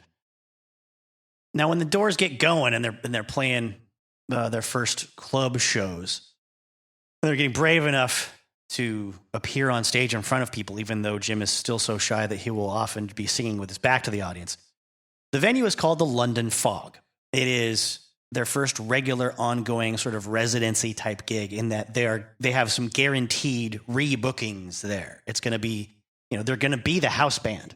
The first show, John says, was pretty big because they invited all of their friends from school and from hanging out, and whoever they met on the beach, and whoever the girls they were after knew. But after that, it kind of was sparsely attended because they had, you can't keep begging your friends to come out and see you over and over again, especially if you're playing multiple nights a week. Eventually, though, they did rehearse themselves up and attract enough attention to get booked at the Whiskey A Go-Go, and they start opening for hip-hop groups like the Turtles. In 1966, the Sonny and Cher were a subversive musical act playing the Sunset Strip. Law enforcement was cracking down on all these hippies that were streaming in the clubs or streaming up and down the sidewalks and standing around outside the clubs and restaurants and not really patronizing them. There was a lot of tension going on with the cops. There was there's a lot of simmering resentment that's going to lead to confrontation. And that is sort of what starts to set the scene for a person like Jim being able to take the Doors' unsettling music and then make it more confrontational as time goes on. And like the Hollywood and Sunset Strip area had tons of nightclubs for a long, long time. But only around this era of the mid-'60s did they start featuring rock and roll acts on a regular basis in multiple clubs, all sort of unanimously opening up the doors for this kind of thing. Like places like the Sea Witch at 8516 Sunset. That was the first one credited on the Strip to really feature rock and roll and rockabilly earlier than this time. There was a place called Pandora's Box. It started off as a jazz club until the Beach Boys held a series of concerts there in 1962, which kind of shook things up and opened the doors for more acts to get in on Sunset Strip. There was an establishment that was housed in the old Bank of America at 8901 Sunset that would go on to become the Whiskey A Go-Go. Now, by 1964, in an issue of Playboy, the whiskey would be described thusly. Los Angeles has emerged with the biggest and brassiest of the discos, Whiskey A Go-Go. Two short-skirted maidens demonstrate the latest dance in a 9-foot square glass enclosed booth, dangling 30 feet above the floor. When the live musicians take 5, the girls convert the place into a true discotheque, playing record requests made from strategically located floor telephones on a $35,000 stereophonic sound system. These female DJs included the women Patty Brockhurst and Joni Labine in their iconic fringed crop top dresses and white boots, and became known as sort of like the prototypical go-go dancer types. I'm taking this information from an article on la.curbed.com from 2019 about the Sunset Strip whiskey riots. The author notes that the dance floor would soon become crowded every night with fans of rock music as well as stars from the older generation in Hollywood, wanting to see and be seen and kind of being on the young hip crowd and what they're doing. Also, more emerging talents that were wanting to get on the radar. So you have a mixture of kind of famous people that ranges from members of the Beatles to Jane Mansfield to Steve McQueen to Cary Grant to someone like British actor James Mason, quoted as saying, "Oh my gosh, how those girls jiggle so much with their titties when they're dancing." I don't know how to do James Mason's voice. And this is the scene the Doors are stepping into when they get their recurring gig at the Whiskey and get fired after debuting the the Oedipal complex drama of The End with lots of F words in it live on stage and all the fun incest stuff that made the owners decide, nope, no more. We're done with the Doors here. We're not having it. They weren't kicked out of the building and banned forever as soon as it happened. They were told that they had to fulfill their contract, as it were, to do the shows through the rest of the week, and then they were not to come back. Somewhat chilling note, though, that scene as portrayed in Oliver Stone's The Doors was filmed in the Viper Room, not the Whiskey A Go-Go. Viper Room was the nightclub where, unfortunately, River Phoenix overdosed on heroin in the either right inside before falling into the parking lot or overdosed in the parking lot on a night where the house band was Flea from the Red Hot Chili Peppers, Gibby Haynes from the Butthole Surfers, Al Jurgensen from Ministry and the Revolting Cocks, and Johnny Depp was, I believe, jamming with them at one point, but mostly he was running the club. It was his, it was his nightclub. One of the more suspect lines of dialogue that Jim says in the movie, Oliver Stone's film, under the personification of Val Kilmer, I like a guy who wears his soul on his face. As far as I know, that didn't happen. There's a citation needed there. A lot of other lines of dialogue from Jim come from books of Jim's poetry, perhaps, and were sort of worked into the script. Fair enough. But that leads to this misperception or misconception of Jim Morrison being like a self-important douchebag that just quotes his own poetry all the time. I think he definitely admired some Irish poets that actually did that in real life.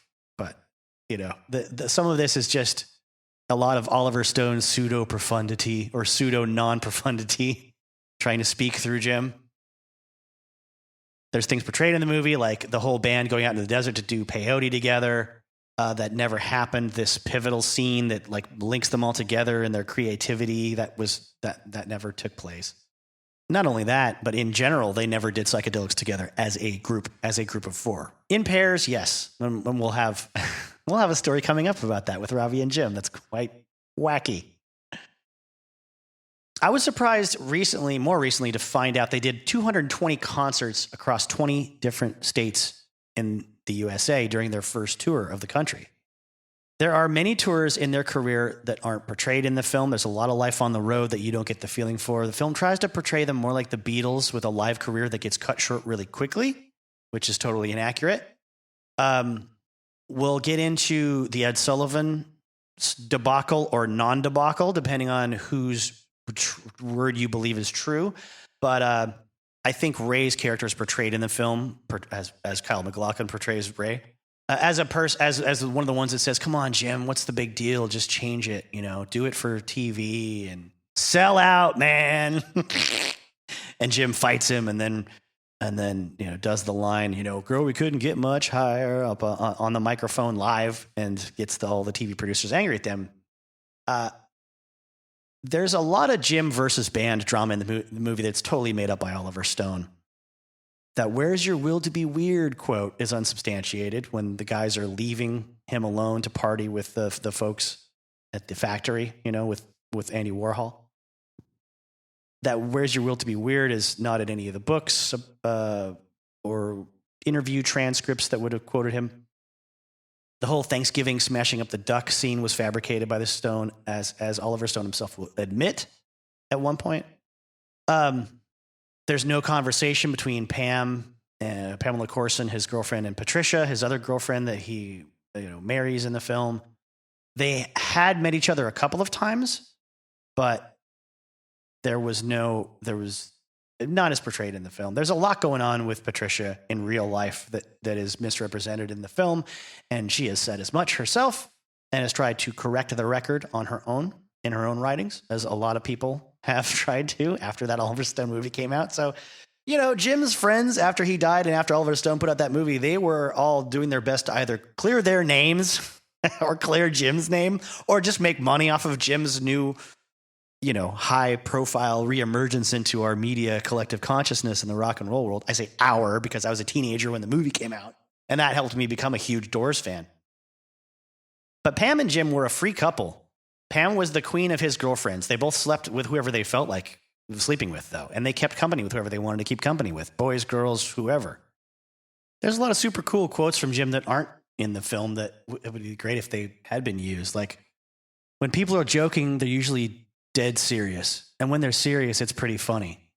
And these days in the States, you have to be a politician or an assassin to really make a difference. I love both of those, especially from my perspective now in the modern day political scene and cultural scene. Now, let's just get into an older story about Jim and Ray doing some acid. Let's take it straight from Robbie's narrative. So in a section of Robbie's book that I bookmarked with the words "Acid with Jim plus Nice Ray," Robbie talks about the era where they were playing at the London Fog. Jim went and Robbie went out with two waitresses who worked there, and Jim persuaded everyone to take acid with him. They go to Venice Beach to just stare at the waves for a while, drink in the moonlight, and then Robbie mentions their living accommodations at the time, and he presents it in a way that kind of makes Ray seem like a pretty sly mover, a little mover and a shaker. Clever man. He says, Ray had somehow talked the Doors into paying half his rent at a house in Venice, right on the sand. He and his girlfriend, Dorothy, lived there, and the band rehearsed in the living room, which had huge picture windows looking out on the ocean. Jim proposed the idea of dropping in on Ray and Dorothy, but it was after 3 a.m., so I suggested it might be a little late for a social call. Jim insisted they'd be happy to see us. So they don't get to live there. They're paying half the rent to rehearse there. And granted, the Doors probably are pretty diligent in their rehearsal schedule, but it is kind of funny. The other guys would be paying rent somewhere else to somewhere else they have to live. But they show up at Ray's, I guess, fresh from the beach, sandy and wet and high out of their minds.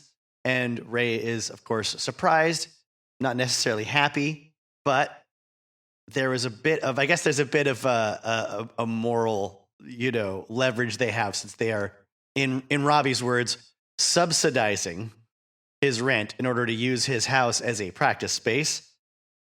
And Ray feels, like he can't really argue with letting them in. But he went back to bed after he let them in.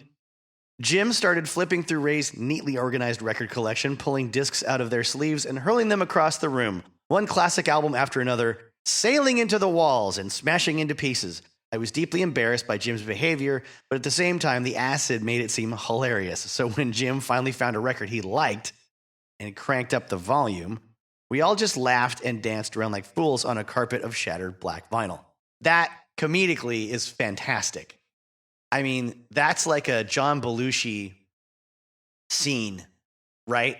Out of maybe like a that could be like a cut scene from Animal House, to watch John Belushi go through someone's record collection and just smash every single thing he finds until he's like, oh, puts one of them on, and then everyone's happy. Like it just dissipates all the tension in the room. So, through all these stories of Jim's obnoxious, destructive, confrontational, provocative behavior, I think it's fair to say that Oliver Stone's The Doors portrayed him in a light that is incredibly imperfect, though not to say entirely inaccurate. The fact that the band members object to how he was portrayed in that film, and Ray himself saying that, that guy in the movie is no one I would ever be friends with. That guy's a jerk. That guy's an asshole. Well, according to everybody's autobiographies, he does behave like a jerk and an asshole many, many times, and in a variety of ways that are well documented. But I would say, similar to my objections to the film The Rose, and its implied portrayal of Janis Joplin, though it's not implied that much, seems pretty, clear, and the story behind the making of the film backs that up, that it was written about Janis Joplin, and then they took some liberties with it to not have to pay the life rights. My objection to that portrayal was this is just a very sad, very loud person who seems to keep making everyone's lives miserable, and we never get to see them being creative or part of their band or bonding with people or anything more than like an emotional mess. With Jim's portrayal in the Oliver Stone movie, The Doors, at least we get him in the studio. At least we get him on stage singing and palling around with the guys a few times. It's not all just nonstop train wreck behavior. But they still objected to the train wreck behavior being portrayed the way it was, and good for them. I mean, I think that's an interesting depth of friendship you can have with someone to say, hey, I knew him, and I'll tell my stories about him. But fuck you, Oliver Stone. you leech. Fuck you for doing that to my friend. And fuck you for doing that to me. Ray probably had the biggest objections to it, but he came out looking pretty cool being played by Kyle MacLachlan, right? That square jaw. Classic Hollywood good looks. Not that Ray's a bad looking guy at all. I would be annoyed if I was John Densmore more than anything.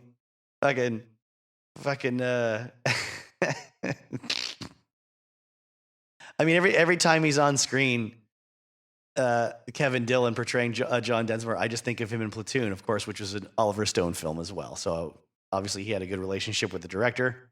And, I'd never seen brains come apart like that before. Have you? Just smashing a guy's head in with the butt of his rifle.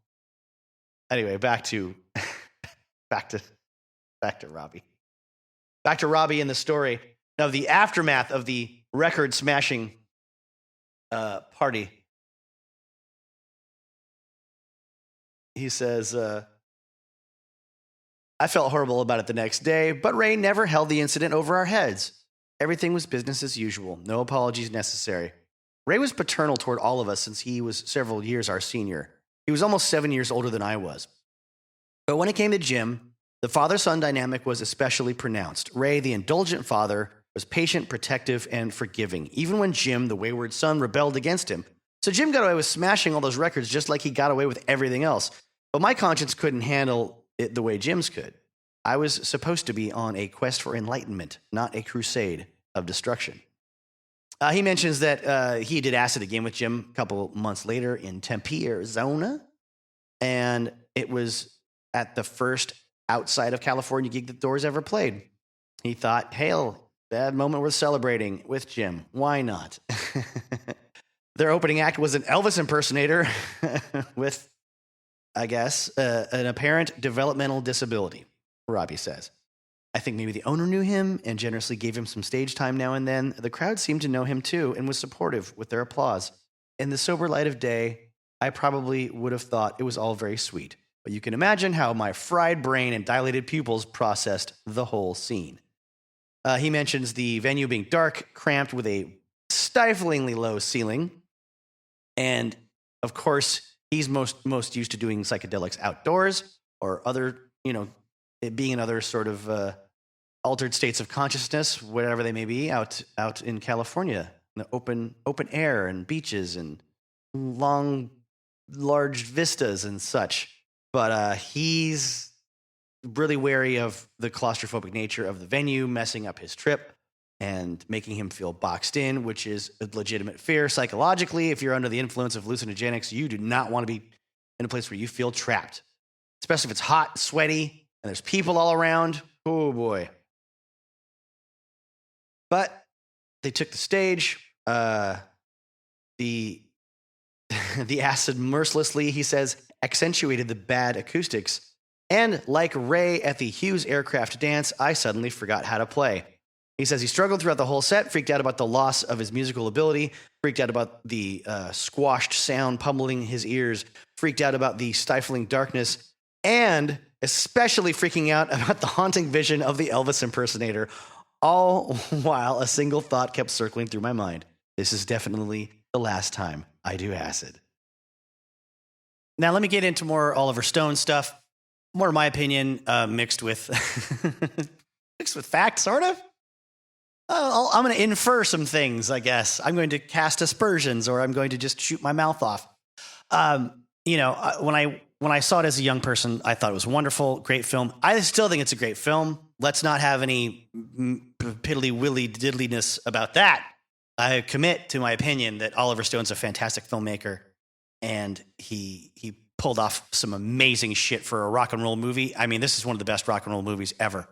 And it's just a wonderful film as a piece of editing and spectacle and light and performance and acting and music.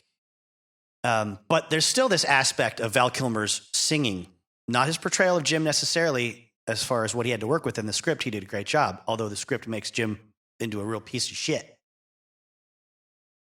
There's an element that reminds me of when my mom would watch TV and see people bouncing up and down in the saddles when they ride horses in cowboy shows or cowboy movies and get pissed off and yell at the TV. I mean, not violently, but like, look at his ass bouncing up in that saddle. She can't ride, or she can't sing when she could tell someone's not singing well or not lip syncing well.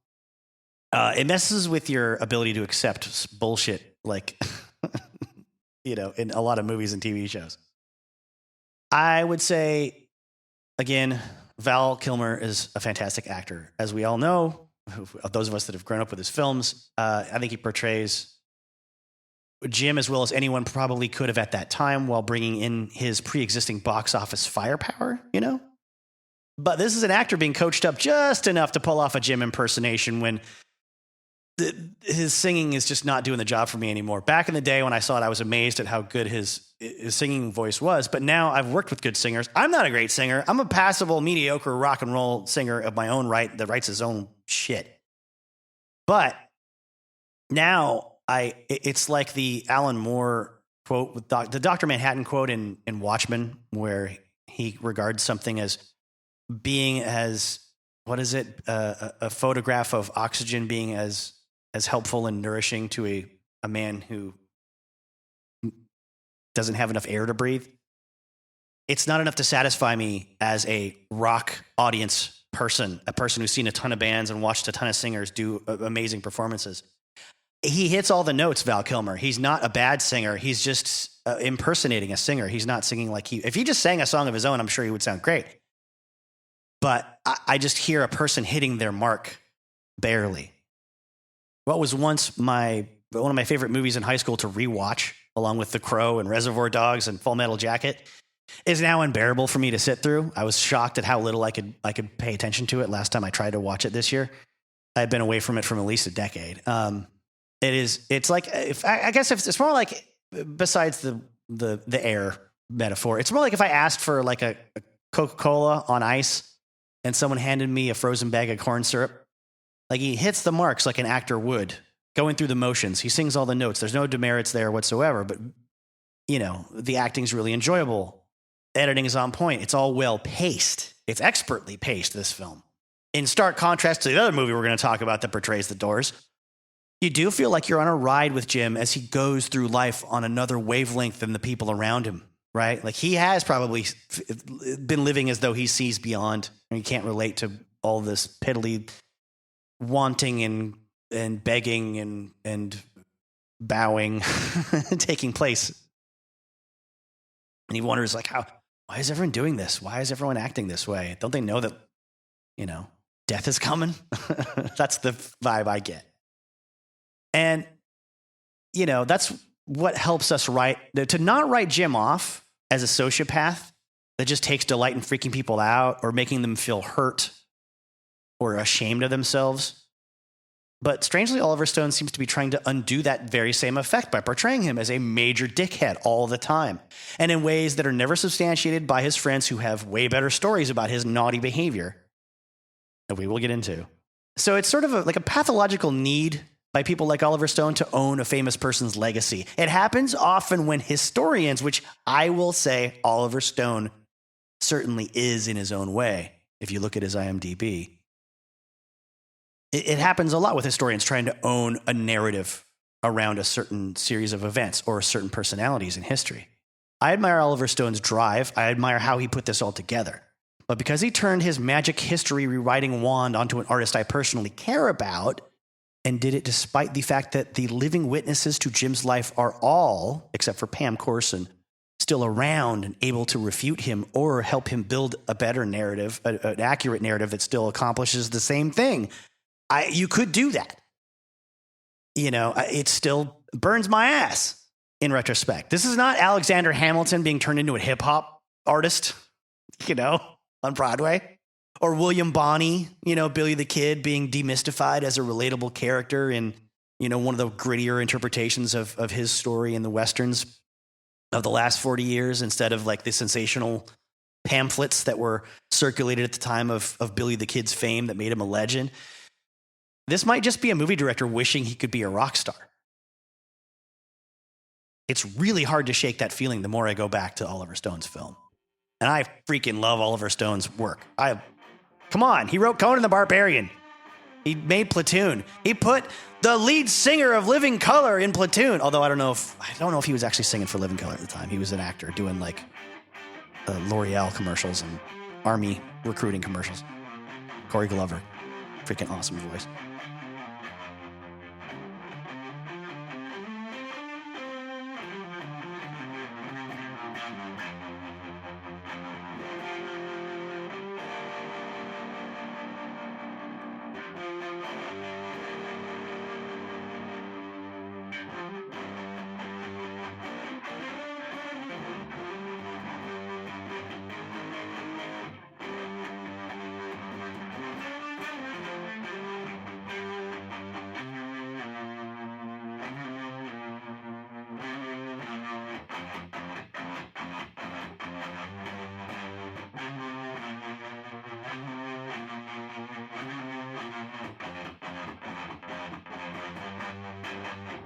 Now, to circle back to my original sentiment about, people that hate the Doors or whatever, they never hate other 60s bands because they can usually dismiss other bands of the era as a bunch of fluff and cotton candy or one-hit wonders. Also, the Doors influenced a horde of imitators for 30 years, much like Alice in Chains would later, that copied only one aspect of the Doors or Jim Morrison and did it very poorly. They stole just the goth bit, or just the poetry bit, or just the confrontational bit, like the band Fear, I would say. Lee Ving did that. He crystallized that approach. No one that was influenced by the Doors, at least no one you've heard of, I've never heard of, I'll say that. Let me not reach too far. No one ever influenced by the Doors started a band that rocked and was so dark, but still jazz influenced with sexy lyrics. No fucking one. And if they did, they played colleges, not stadiums. They didn't pop up on TV either. They didn't have sex with Nico from the Velvet Underground. But the Doors did. And look, if your creative writing teacher in high school forced you to memorize all of Jim Morrison's poetry, then you have a legitimate gripe. You're entitled to sue that school district into oblivion, and I will be a key witness for you.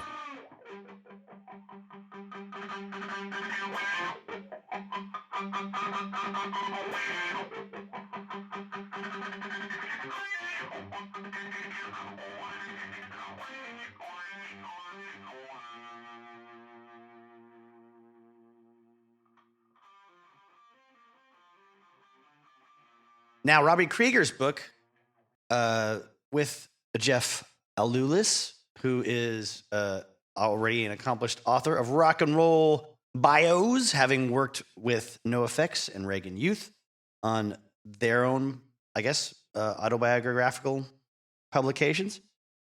This book is what you want if you're a Doors fan that knows most of the stories and wants his perspective. But it's also not a bad one to start with, actually.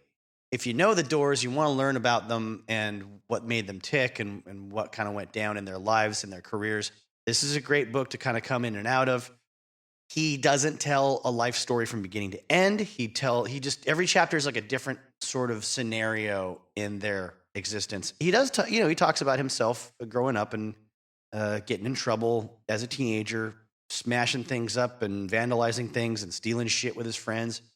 Apparently his parents sent him off to a prep school near Silicon Valley called the Menlo School to get him away from his friend Bill Wolf. Well, unfortunately, a year later, Bill Wolf's parents had it up to here with his teenage antics as well, and enrolled him in a prep school that was also called the Menlo School. And he ended up being roommates with Robbie Krieger. So that whole plan fell apart.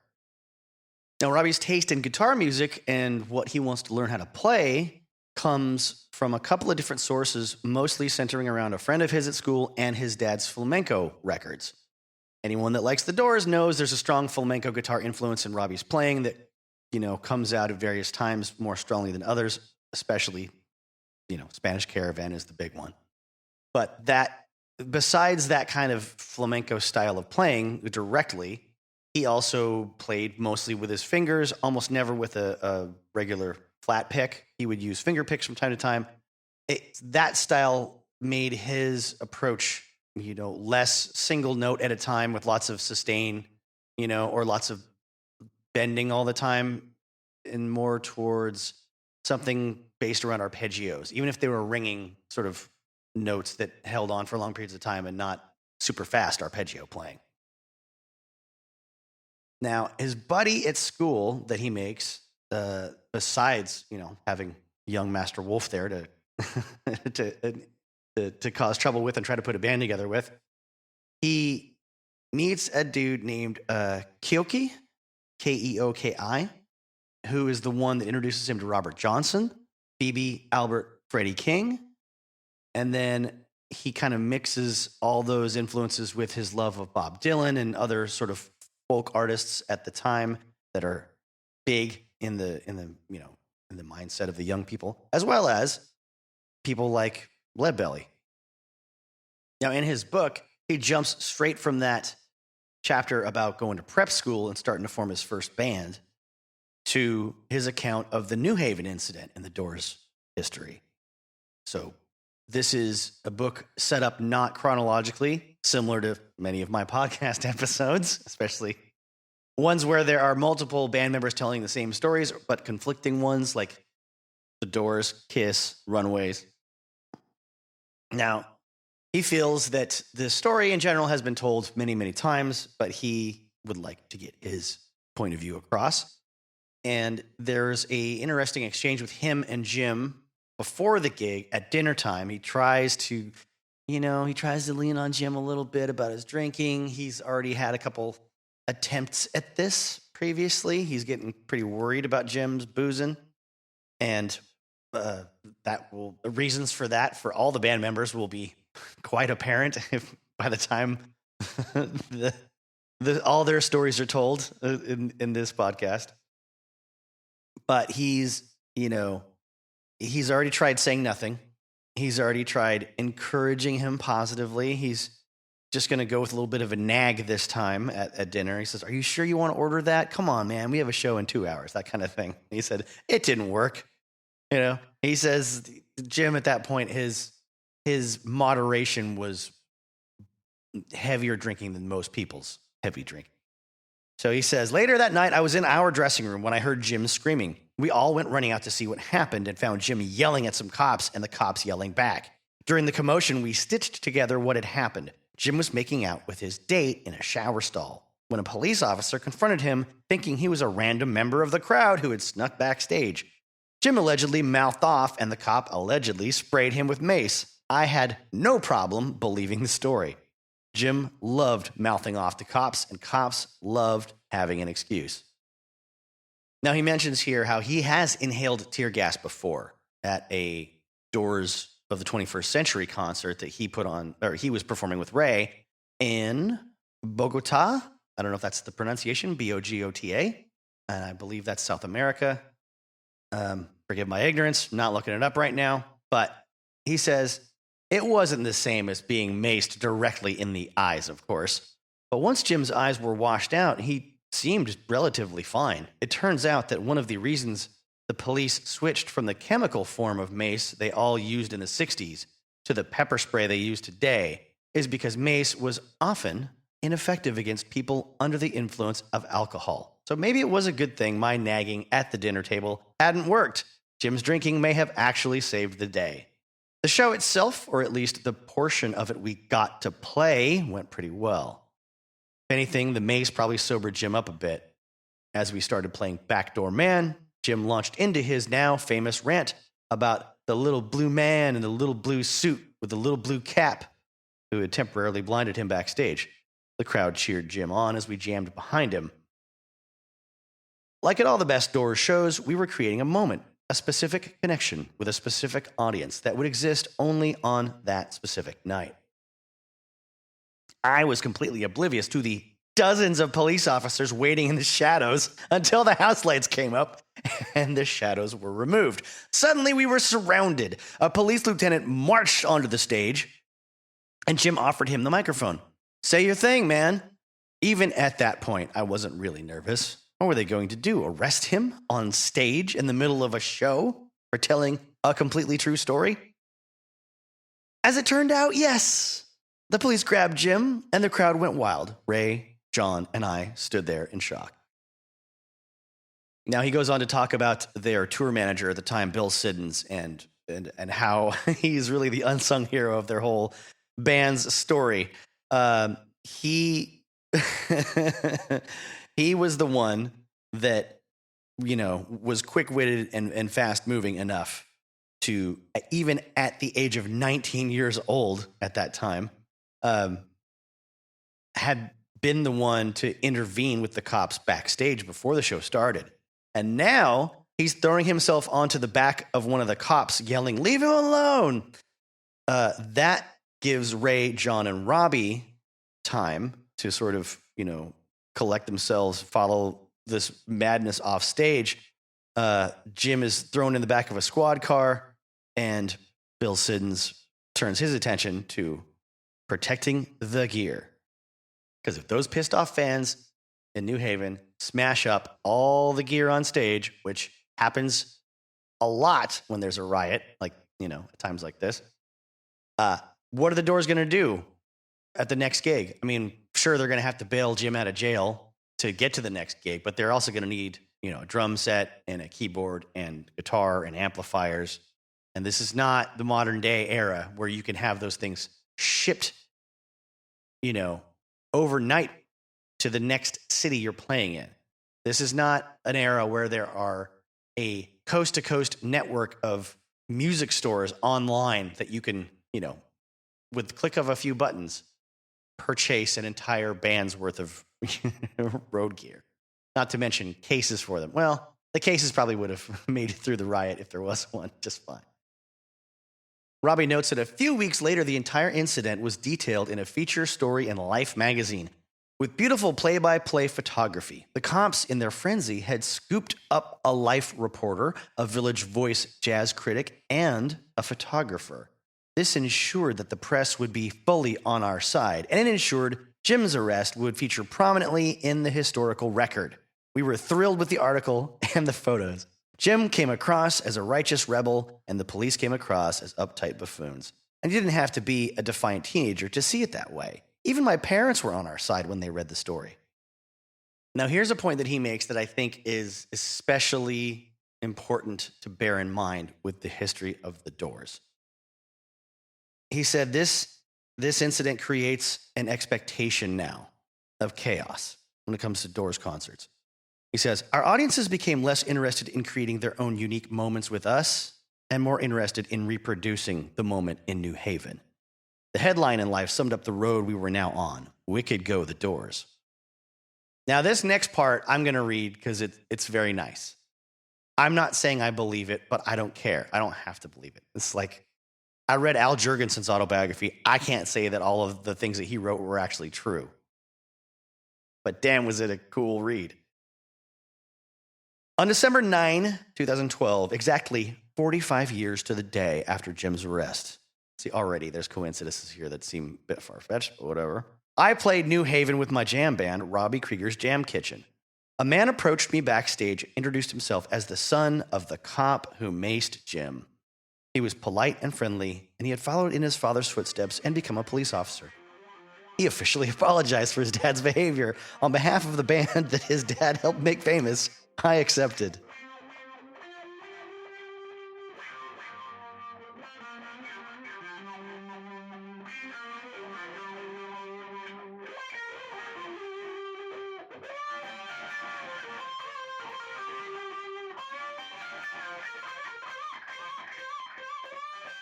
Now let's get our asses back to the Electro Records book again.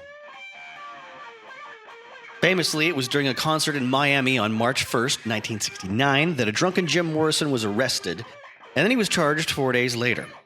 3 of the charges were misdemeanors, and the 4th a felony. At the end of the month, he was arrested again on an FBI charge, citing interstate flight to avoid prosecution. Robbie Krieger, like the others, saw trouble in their future. We had become targets, especially after Miami. There was a body called the Hall Managers Association, and they pretty much blackballed us after that. And we couldn't play anywhere decent for a year or two.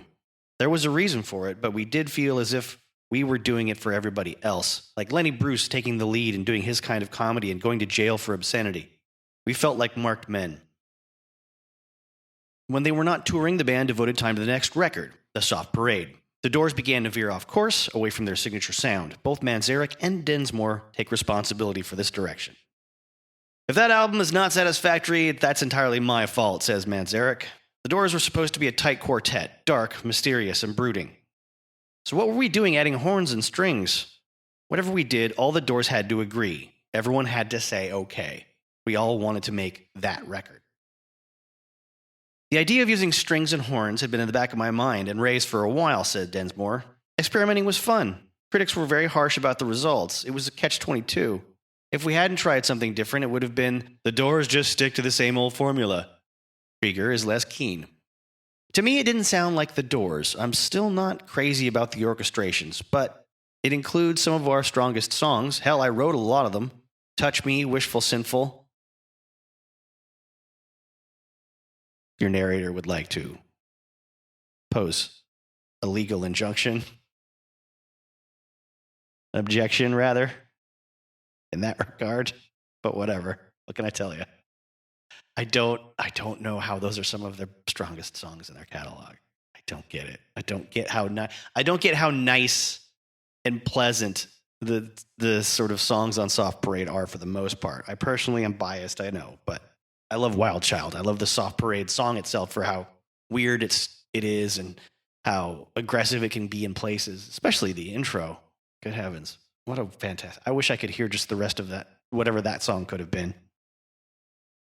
And you give me, where was I? I also like the Soft Parade, Robbie says, which was pieced together from some of Jim's poems. The album took months. We had to keep things interesting just to get Jim's attention and have him come to the studio. Holzman admits that Paul Rothchild could be very demanding. He did have a tendency to do take after take, wearing an artist to the nub. The studio isn't fun anymore, and the records suffer. I thought the Soft Parade was weaker, but they had the hit single with Touch Me, a number 3 on Billboard. The Soft Parade was too much for Rothchild. It did well, but the studio was getting harder for everyone involved. I thought the Doors were drifting too far from their center, but the problem self-corrected. They made Morrison Hotel. Morrison Hotel was a tough R&B-based collection that excited Morrison despite his Miami court case and possibility of jail time. Morrison had meanwhile pleaded innocent to the Miami charge, with the trial set for April 1970. This was the backdrop against which Morrison Hotel was recorded, released only a few months before the trial. Holzman knew there was nothing he could do about Miami except let it run its course and support the group. This would pass, and there'd be a lot of finger-pointing and an entire media circus, but I assured them we were totally committed to them. That was what they needed to hear. Morrison Hotel represented a return to a simpler, bluesier format, but it was still the product of arduous sessions in the studio. Densmore says, Paul Rothchild suffered desperately as a result of Jim's descent into self-destruction. He had a difficult time pulling vocals out of him. Morrison Hotel was tough to make because of the confusion going on around the group, particularly Jim. It took a long while for the Miami hysteria to die down, and Jim was deeply concerned about the impending trial. For Jim's sake, we needed to get back to our core, the roots of the music.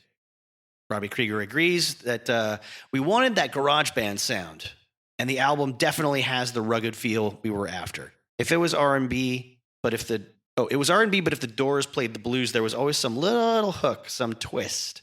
It was never just another blues song. Jim came up with most of the songs, unlike the Soft Parade, when he was pretty distracted and uninterested.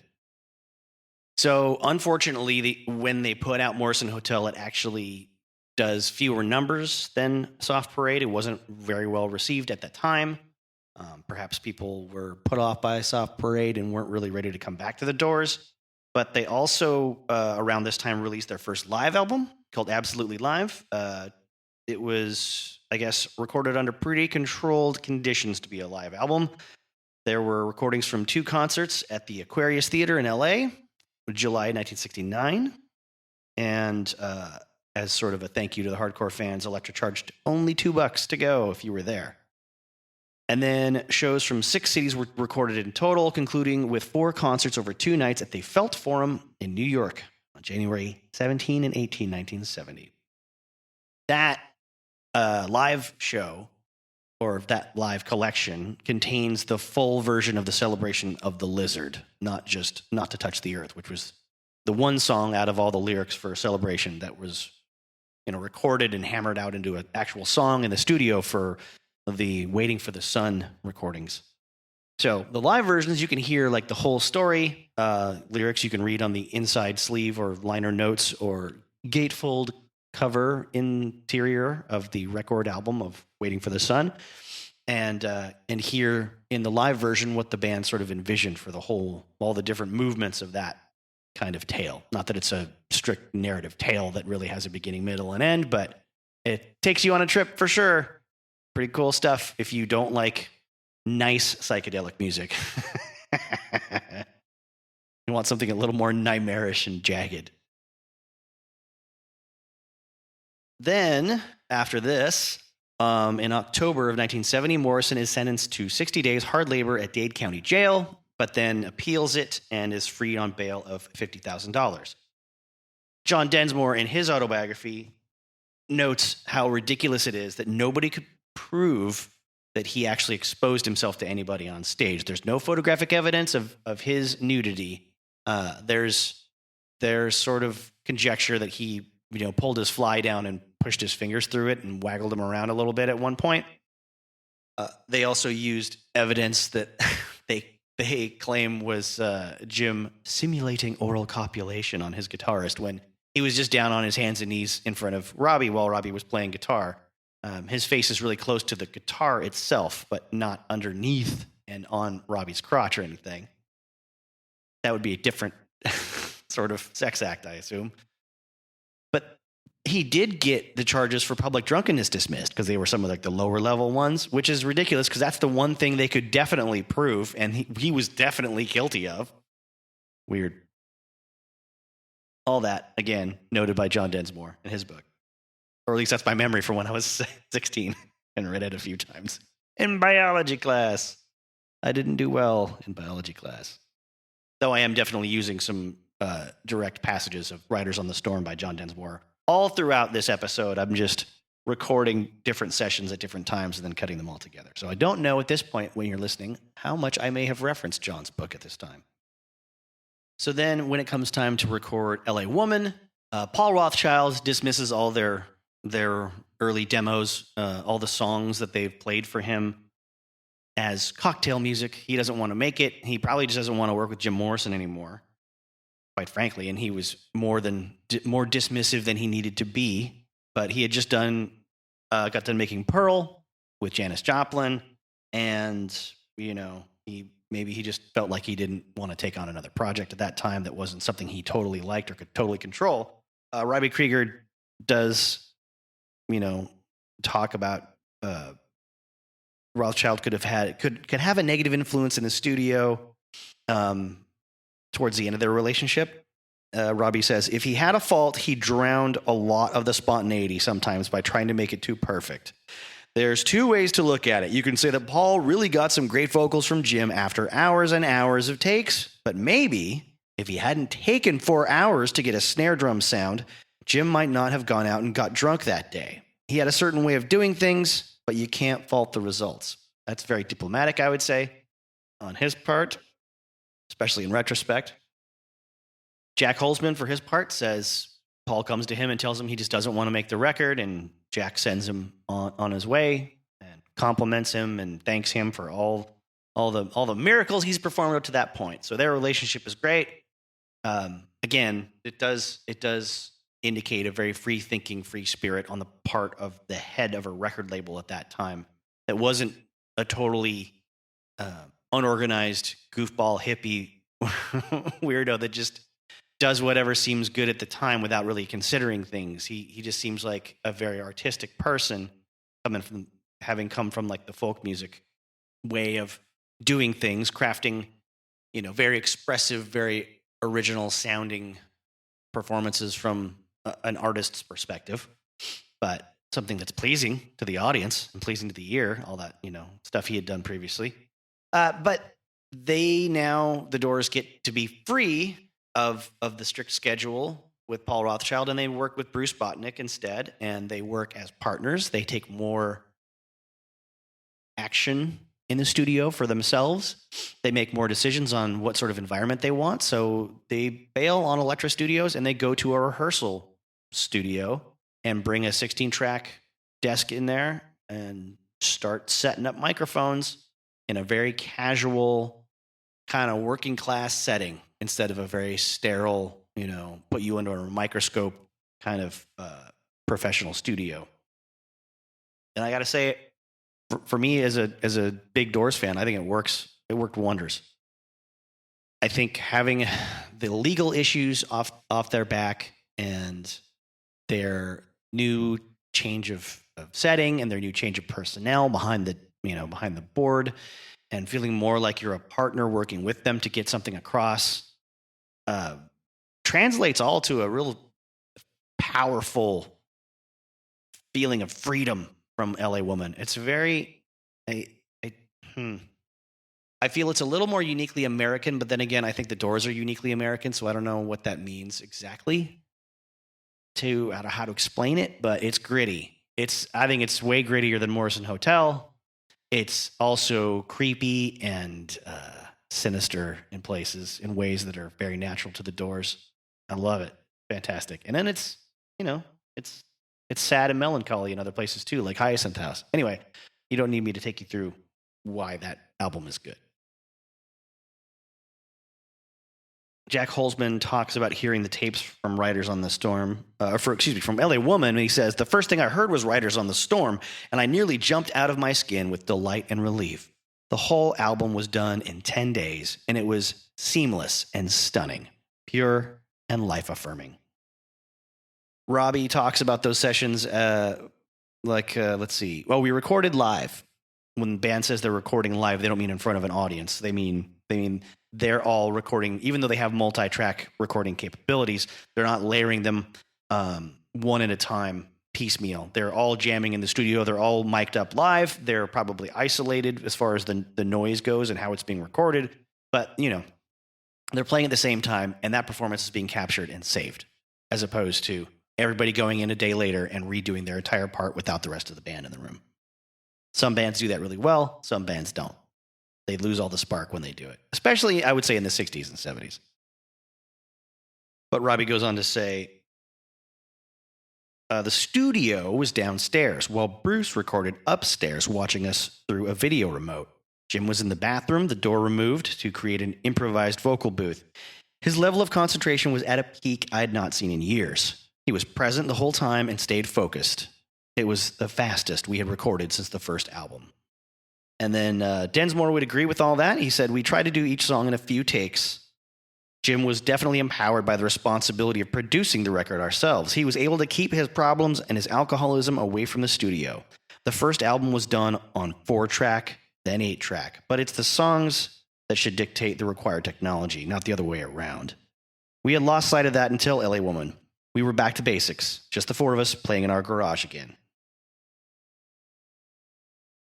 So the album's done. They play a few shows right before Christmas in Dallas and New Orleans.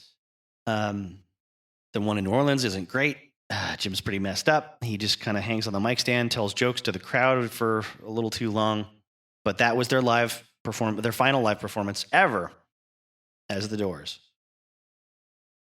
The mixes get completed before Morrison leaves for Paris, where on July 3rd, 1971, he died at the age of 27. And LA Woman had been out barely a month.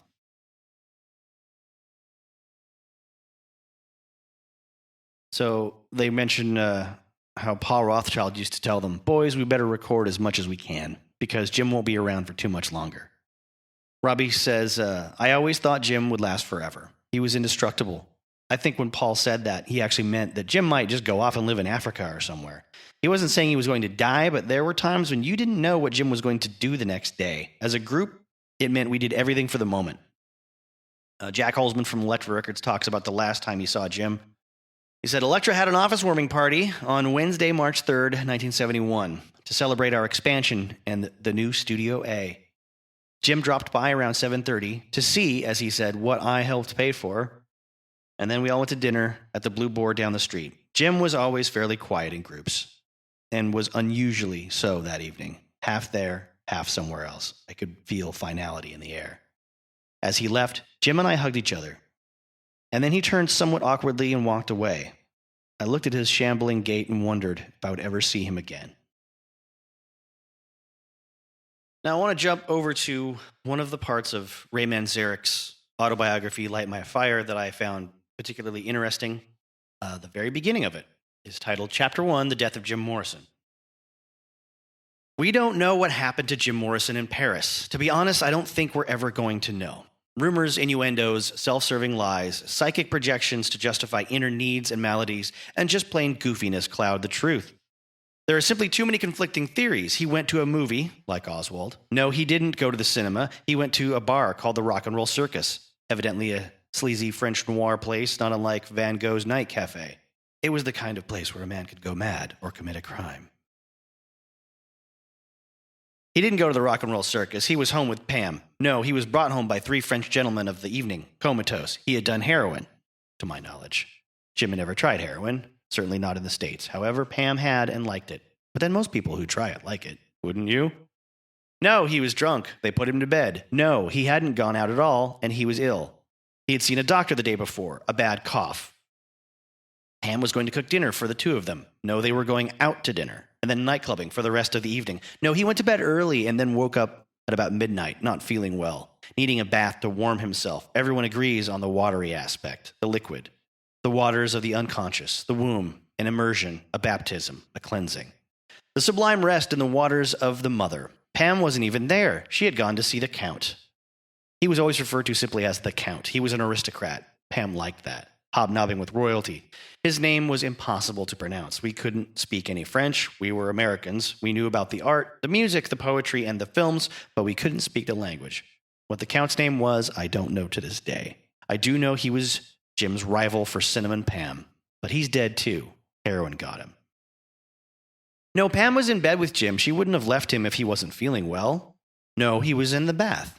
He called out his last words to her from the tub. She thought she heard him. Oh, she heard him through the door. I saw her a year later at a seaside restaurant in Marin, across the bridge from San Francisco. She was completely distraught, shattered.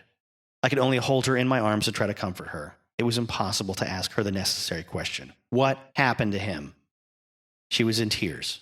She could only tell me how much she loved him, how much she needed him, how much she missed him, and how lesser the world was without him. But then she said, "Do you know what his last words were?"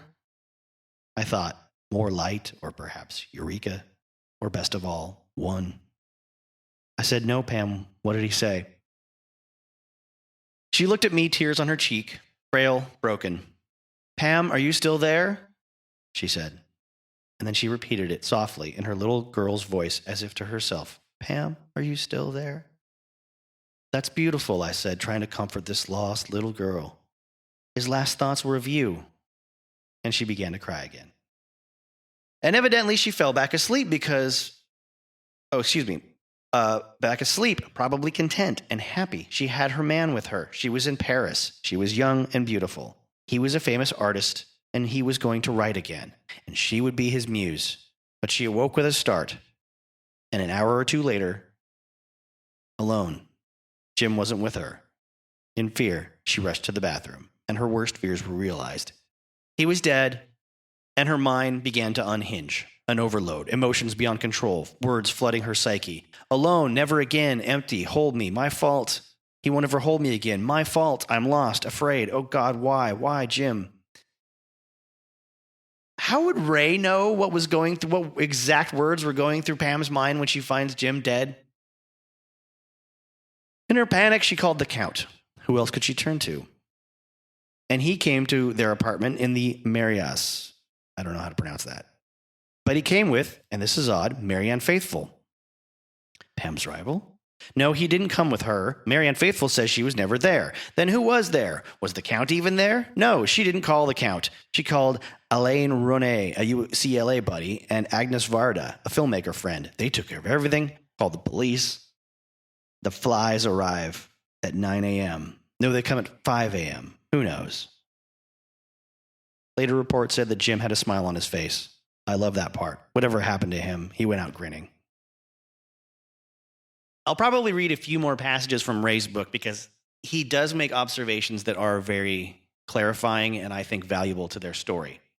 If you are die hard in your love of the Doors and you haven't read his book, I do recommend it for just the whole Doorsiness of it. You probably would like it. If you care more about what really happened or the story of their career and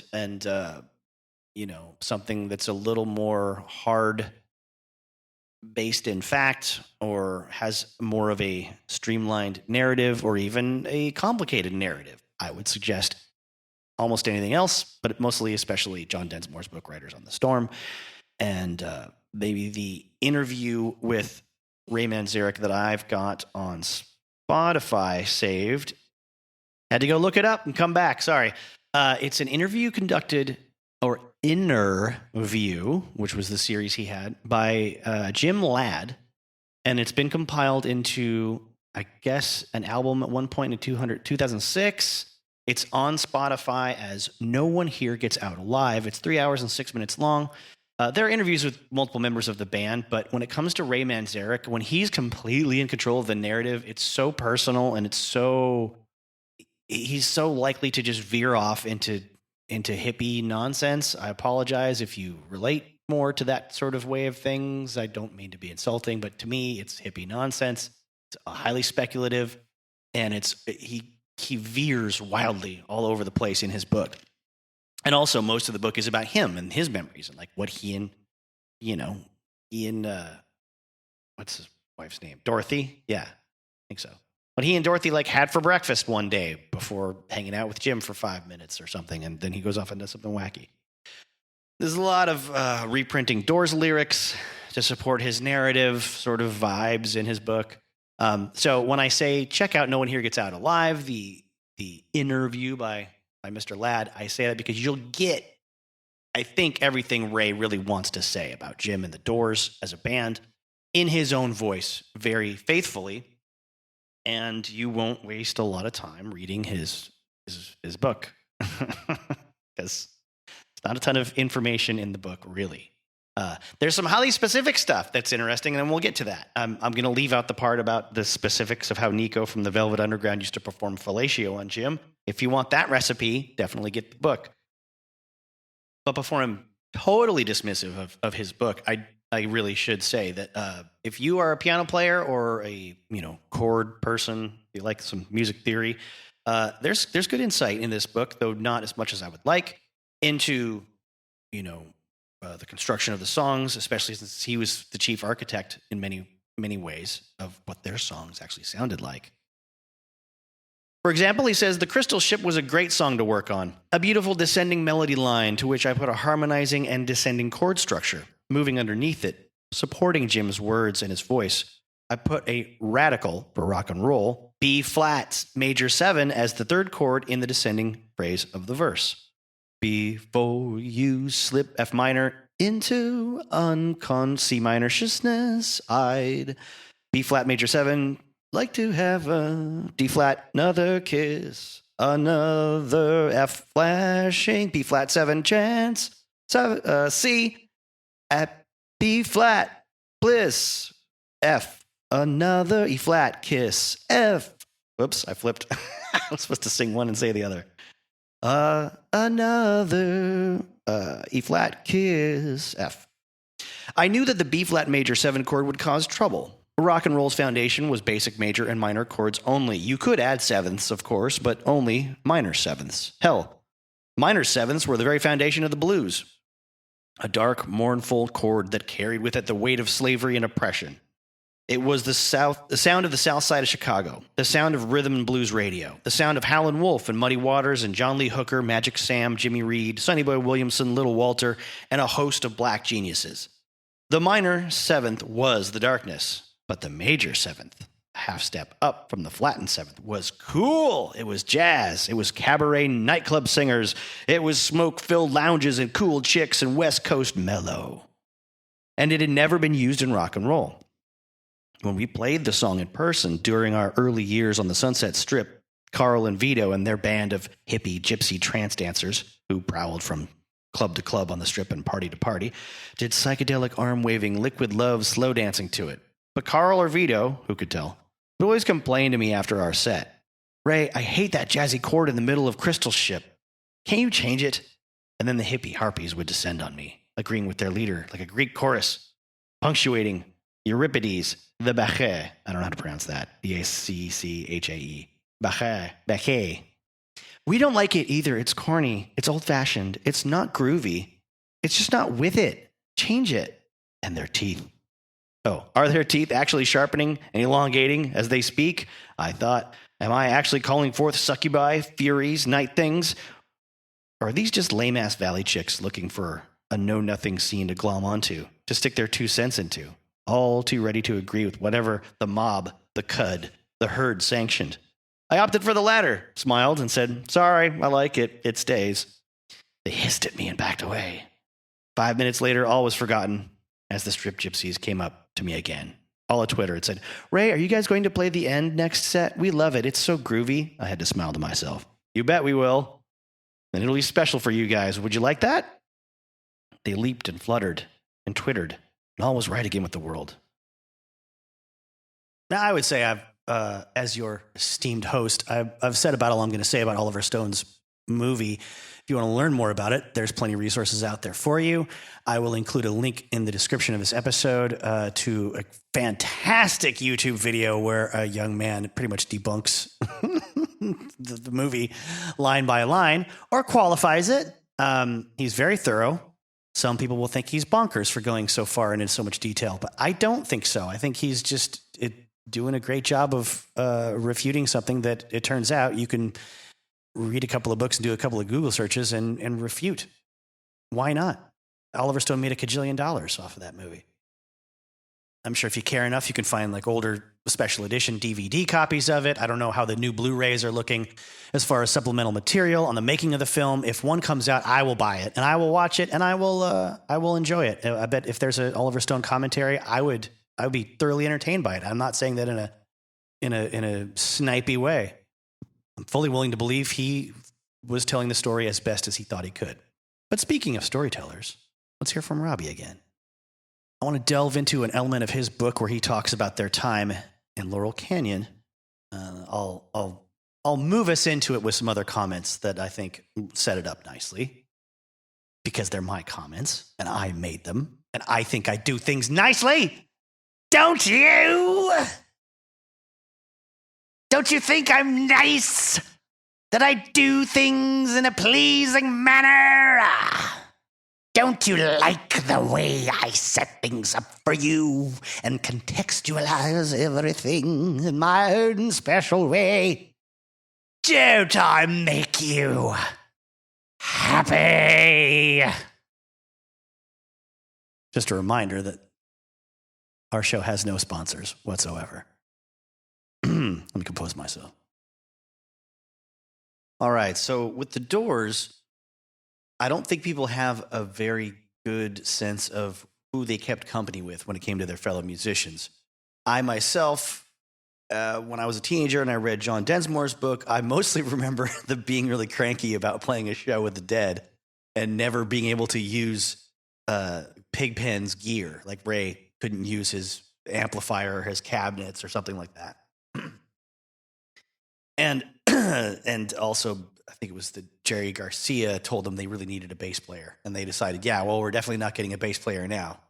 Maybe it was Bob Weir. I don't care. I'm going to go back and go through those notes on John's book soon, and then I'll feel like a jerk for not getting it straight before opening my mouth right now. But I want to read a little bit out of Robbie's book in a couple of specific parts where it's just better to quote him, but I'll do my usual setting it up with my own summary of what he's talking about. But this concerns inspiration for the song "Love Street" off "Waiting for the Sun." This is in the summer of '66, and there is a sound engineer from the Whiskey named John Judnich, Judnich. Coincidentally, the man who found the dead body of Lenny Bruce when he overdosed. And, before the police repositioned his body for photos, tampering with evidence to make it look a lot more lurid and sordid than it actually was, as far as the moment of his death. Anyway, he is leaving his residence on Briar Drive in Laurel Canyon. So John Densmore and Robbie Krieger took over his lease, the two of them. They mostly, Robbie says, spend their days meditating and jamming with the neighbors, the mothers of invention. Recall that elsewhere in the history of the Doors, Frank Zappa actually wanted to sign them to a production deal of some kind, but not a record deal. So apparently, even though they turned him down, they stayed friends. And Laurel Canyon at that time is home to people like Joni Mitchell, Neil Young, Carole King, Crosby, Stills and Nash, members of the Byrds, Monkees, Love, and a lot of other bands that really defined the California sound of the late '60s. Granted, maybe not all of them at the exact same time, but during this era. Okay, they were living in Laurel Canyon, so there's a very nice, creative neighborhood that they're living in, and I'm sure the vibes are great. I'm sure things are really cool. Well, except for the times when Jim comes over and discovers, or rather, the band discovers that Jim has a propensity for climbing up things and hanging off of them at great heights and freaking people out by doing so. This is demonstrated in the Oliver Stone Doors movie, of course, but only in extreme circumstances, and it's not really explained or it's not really set up. It's just all of a sudden he's got a death wish. But hey, I guess for everyone's first time seeing Jim do that, it's not really explained and it's not really set up, right? I still feel like it would be better if that had been set up a little more. But what do I know? I didn't direct Platoon or write Conan the Barbarian. But back to Jim. He's having a great time dangling off of balconies in front of the band when he gets his chance, and then likes the place so much he ends up moving in to a house next door. And instead of what he had been doing up to that point, which is just randomly crashing at various women's houses and sleeping there, but then the band gets a residency in New York at a place called Ondines, and 6 weeks, practically 2 months worth of rent. They weren't going to be able to pay that to not live there. So they gave it up. And when they got back from that, Robbie moves into an apartment a few blocks away from the Whiskey, a little bit north on Clark Street. He says he shared it with a few thousand bed bugs and occasionally a married woman with whom I was having an affair. Now, Robbie explains how he came to meet this woman and start courting her in the way that he did. By assisting her on an acid trip she was having a hard time with, and became very close with her. He doesn't lay out the timeline at all, really, when it comes to this apartment living with all the bed bugs and stuff. He just talks about the fact that, he's getting to know her. He's getting to find out that she's not pleased with her whole life. And after the acid trip, she realizes she has to make a change. Her husband doesn't seem to care if she does hang out with Robbie all the time. He also seems to be verbally abusive of her. And sparks fly, and it sounds like they had a pretty loving long-term relationship. Again, there's no timeline here. Just a mention that John and he moved back to Laurel Canyon, I guess, at some point. He says they split a house on Lookout Mountain Avenue, which is the street where Neil Young, Frank Zappa, and John and Michelle Phillips from the Mamas and the Papas all lived. Pretty badass. His girlfriend, Happy, would drop by early in the morning while her kids were at school and her husband was at work. He said John lived on the ground floor. I lived on a lower level. So John, having barely fallen asleep after our late night gigs, always had to wake up to let her in. It was a minor strain on my relationship with John, but nothing a little meditation couldn't fix. Now, I kind of like bringing these things up because it's a well-rounded view to have of the Doors, I think, to learn more about their personal relationships and, romantic relationships as well as like musical friendships. I don't know that they bonded all that well the way people that are coming up in other scenes, over the course of rock and roll history did.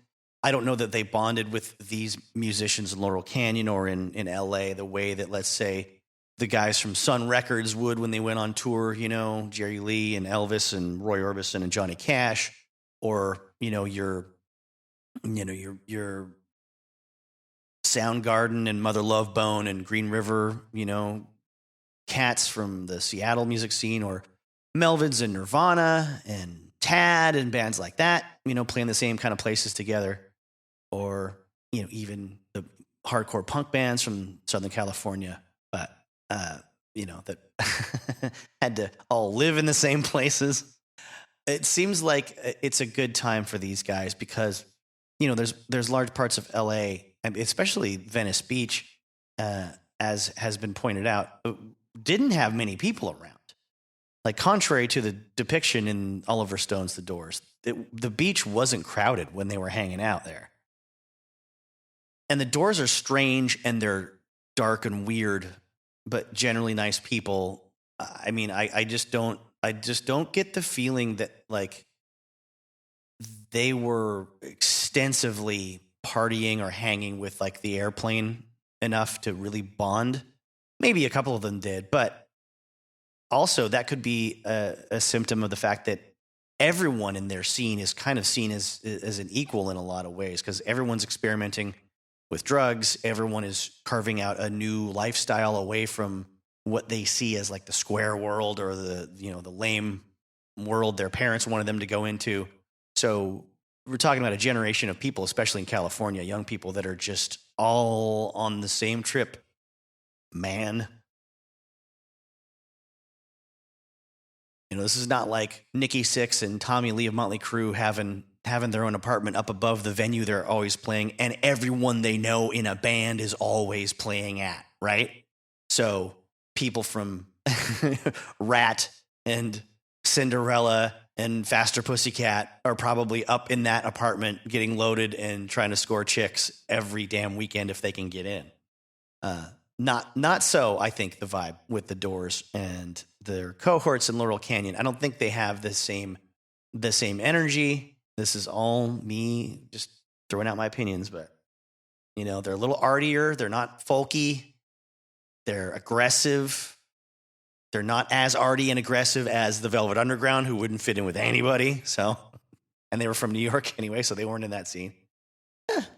But besides their relationships, as far as John and Robbie, this next bit of detail about the time living in this house says something about Jim, too. It says a lot about him, actually. So let me take it straight from Robbie's text. He says, Jim also returned to the canyon, moving into a house on Rothdale Trail with a redhead named Pam Corson, who he had been dating steadily, relatively speaking. They lived behind the Canyon Country Store, which is a central hub for groceries and socializing. The store sold produce from the gardens of Canyon residents, and its simplistic charm completed the illusion that we were all living out in the sticks, even though we were just up the road from the bumper-to-bumper cruising traffic of the Strip. Jim immortalized Pam's house and garden and the store where the creatures meet in the lyrics to our song, Love Street. There was something about Laurel Canyon that drew creativity out of people, as evidenced by the staggering amount of classic American music that came out of its hills. Jim wasn't exactly an aspiring folk singer enamored with acoustic love ballads, but the canyon managed to inspire him all the same. Late one night, John and I were entertaining some girls at our Lookout Mountain house when Jim dropped by. I had seen Jim in every type of mood, but I had never seen him so depressed. He kept saying things like, "What's the point, man?" At first, I thought it might be a pity play to get the girls to feel sorry for him, but it soon became clear that this was genuine despair. I don't know what was weighing on him. He wasn't drunk, as far as I could tell. He didn't specifically say he wanted to end it all, but his attitude was heavy enough that it seemed like that might be on the table. We all tried to cheer him up, but nothing was working. As the pre-dawn light filtered through the windows, I suggested we take a walk up Appian Way to watch the sunrise. It worked. The sun brightened both the sky and Jim's mood. When we got back to the house, he explained the revelation he'd had. When you're strange, people are strange. It's your own mind that makes everything seem fucked up, even when it isn't. It doesn't come from the outside. It comes from within. Jim immediately scribbled down some rough lyrics. I added a guitar part, and within the week, we recorded People Are Strange for the Strange Days album. I thought it was a nice, quirky little song, but I had no clue at the time that the Laurel Canyon sunrise had just inspired one of the Doors' biggest hits. Robbie goes on to talk about the fact that he eventually parts ways with his girlfriend Happy, the married gal. She did leave him while she was dating Robbie, but Robbie was gigging and traveling a lot, and they were both dating other people, and it says it didn't help when he caught the clap from another woman or when I contracted crabs. What can I say? It was the 60s, man. Eventually, John and Robbie get successful enough in the Doors to be able to live without roommates, and John moves into a cabin next to Neil Young in Laurel Canyon, and Robbie moves to a house on Topanga Beach. To end this chapter of his own book, he talks about the fact that in 2018, 50 years after the release of Love Street, the city of Los Angeles placed a historical marker outside the house where Jim and Pam had lived on Rothdale Trail. They officially renamed that part of the road Love Street. And there was a festival called the Love Street Festival set up, I guess, at that point. Or maybe before that dedication, which brings together Laurel Canyon enthusiasts and alumni for a day of music, art, food, and memories in the parking lot of the Canyon Country Store. This is an event where, I guess, Robbie, John were there, Michelle Phillips, Mickey Dolenz were all there to give speeches or play music. Seems like a pretty cool thing. He ends the chapter. I'm leading up to something here. This is part of why I think Robbie wins in the battle, although it shouldn't be a competition. He wins in the battle of autobiographies between Ray, John, and Mr. Krieger. He says, I hope that historical marker will stand long after we're all gone, to remind people of that fleeting cultural moment when music and free love reigned. Thankfully, the idyllic Eden of the Laurel Canyon scene has been memorialized in photos and on album covers and in multiple documentaries. If you take the time to really gaze at all those hazy, sun-dappled images of young people hanging out, smiling, and playing music in what seems like a perpetual golden hour, you can see what it means to really live life and to be free. Just remember, they all had crabs.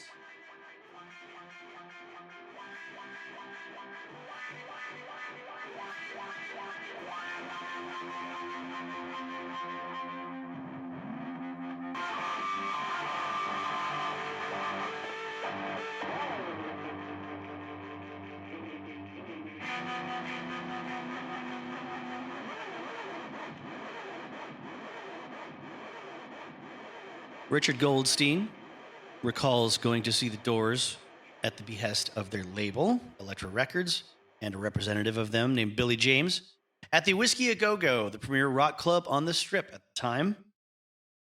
He says, it was not a very big room, and that stage was tiny, as I recall. We were so close to the musicians that I could see the bulge in the singer's leather pants. Jim Morrison gripped the mic, black hair curling around his angelic face. I knew right away that he would be a major rock star. Morrison had a feral intensity, riveting to behold, but his persona was shaped by a shrewd sense of theater, and he sang with the measured ranting of a beat poet. The musicians backing him up, I was most struck by keyboardist Ray Manzarek, who looked like a groovy schoolteacher in his round glasses and neatly long hair, had devised a sound that was both tight and trancy. The slash and burn of rock might have fought Morrison's wildness, but this style seemed to incite it. We may look cool, Manzarek would tell me when I interviewed him, but we are really evil, insidious cats behind Jim. We instigate violence in him. A lot of times he doesn't feel particularly angry, but the music just drives him to it. The set I saw at the Whiskey was stunning, and the first thing I did when I got back to my hotel was pound out a piece about the Doors for the Village Voice. When I returned to New York, an advance copy of their debut album was waiting. And I guess it's a result of this review in the Village Voice that the author gets to have more access to the Doors when he goes back to California next time. He said, within a year of watching them perform at the Whiskey, I was back in L.A. on assignment from New York, I guess that's the magazine, to interview Morrison. I got to watch him slither down the strip in a snakeskin jacket, oblivious to the teeny boppers fluttering around him. I also spent an afternoon riding around with him in a little red sports car with his girlfriend at the wheel. I noticed that she did the driving. It was further evidence that fragile male rockers needed the support of strong women. That was an emotional necessity for these guys who courted collapse. I don't think I was introduced to Jim's old lady by her name, or maybe I've forgotten it, but I do remember she was an ad exec. Not an easy career for a woman circa Mad Men. She had invented a very successful concept for Alka-Seltzer. The product was a remedy for the blahs, a condition that fell short of illness but merited medication. The term, she told me, had come to her while tripping. Morrison was wearing a slept-in pullover and the requisite leather pants. He turned up the radio and fiddled with the bass control as the DJ announced one of his songs. This was the first time he had heard himself on the air. And I wasn't sure whether he looked happy or anxious. He pulled his lumpy hat down over his eyes. We were headed for one of his favorite spots, an ashram called the Garden of Self-Realization. Gandhi's ashes were reputed to be there. This was the LA equivalent to pieces of the True Cross. We plopped down on the lawn beside a stucco arch with a cupola sprayed with gold. I pulled out a tape recorder, but I put it too far down from him. When I played back the tape, most of what I heard was the sound of Jim's fingernails scratching nervously at the dirt. Fortunately, I also took notes, and the quotes that follow come from the piece that I wrote. Years later, I was astonished to hear that bits of the interview used as dialogue in Oliver Stone's dubious film, The Doors. You wouldn't know from this movie that Morrison ever had an intelligent idea in his head. When you started, did you anticipate your image? I asked him. No, it just sort of happened, unconsciously. See, it used to be I'd stand still and sing. Now I exaggerate a little bit. He shot me his famous half smile. I'm beginning to think it's easier to scare people than to make them laugh. He didn't hold much back, except the circumstances of his birth. I don't remember it, he said drolly. Maybe I was having one of my blackouts. Like Brian Wilson, he'd had a rough relationship with his father, an admiral who moved the family around. Jim still lived with friends or in motels. I learned about his fondness for alcohol, which in those days was not something hip people bragged about.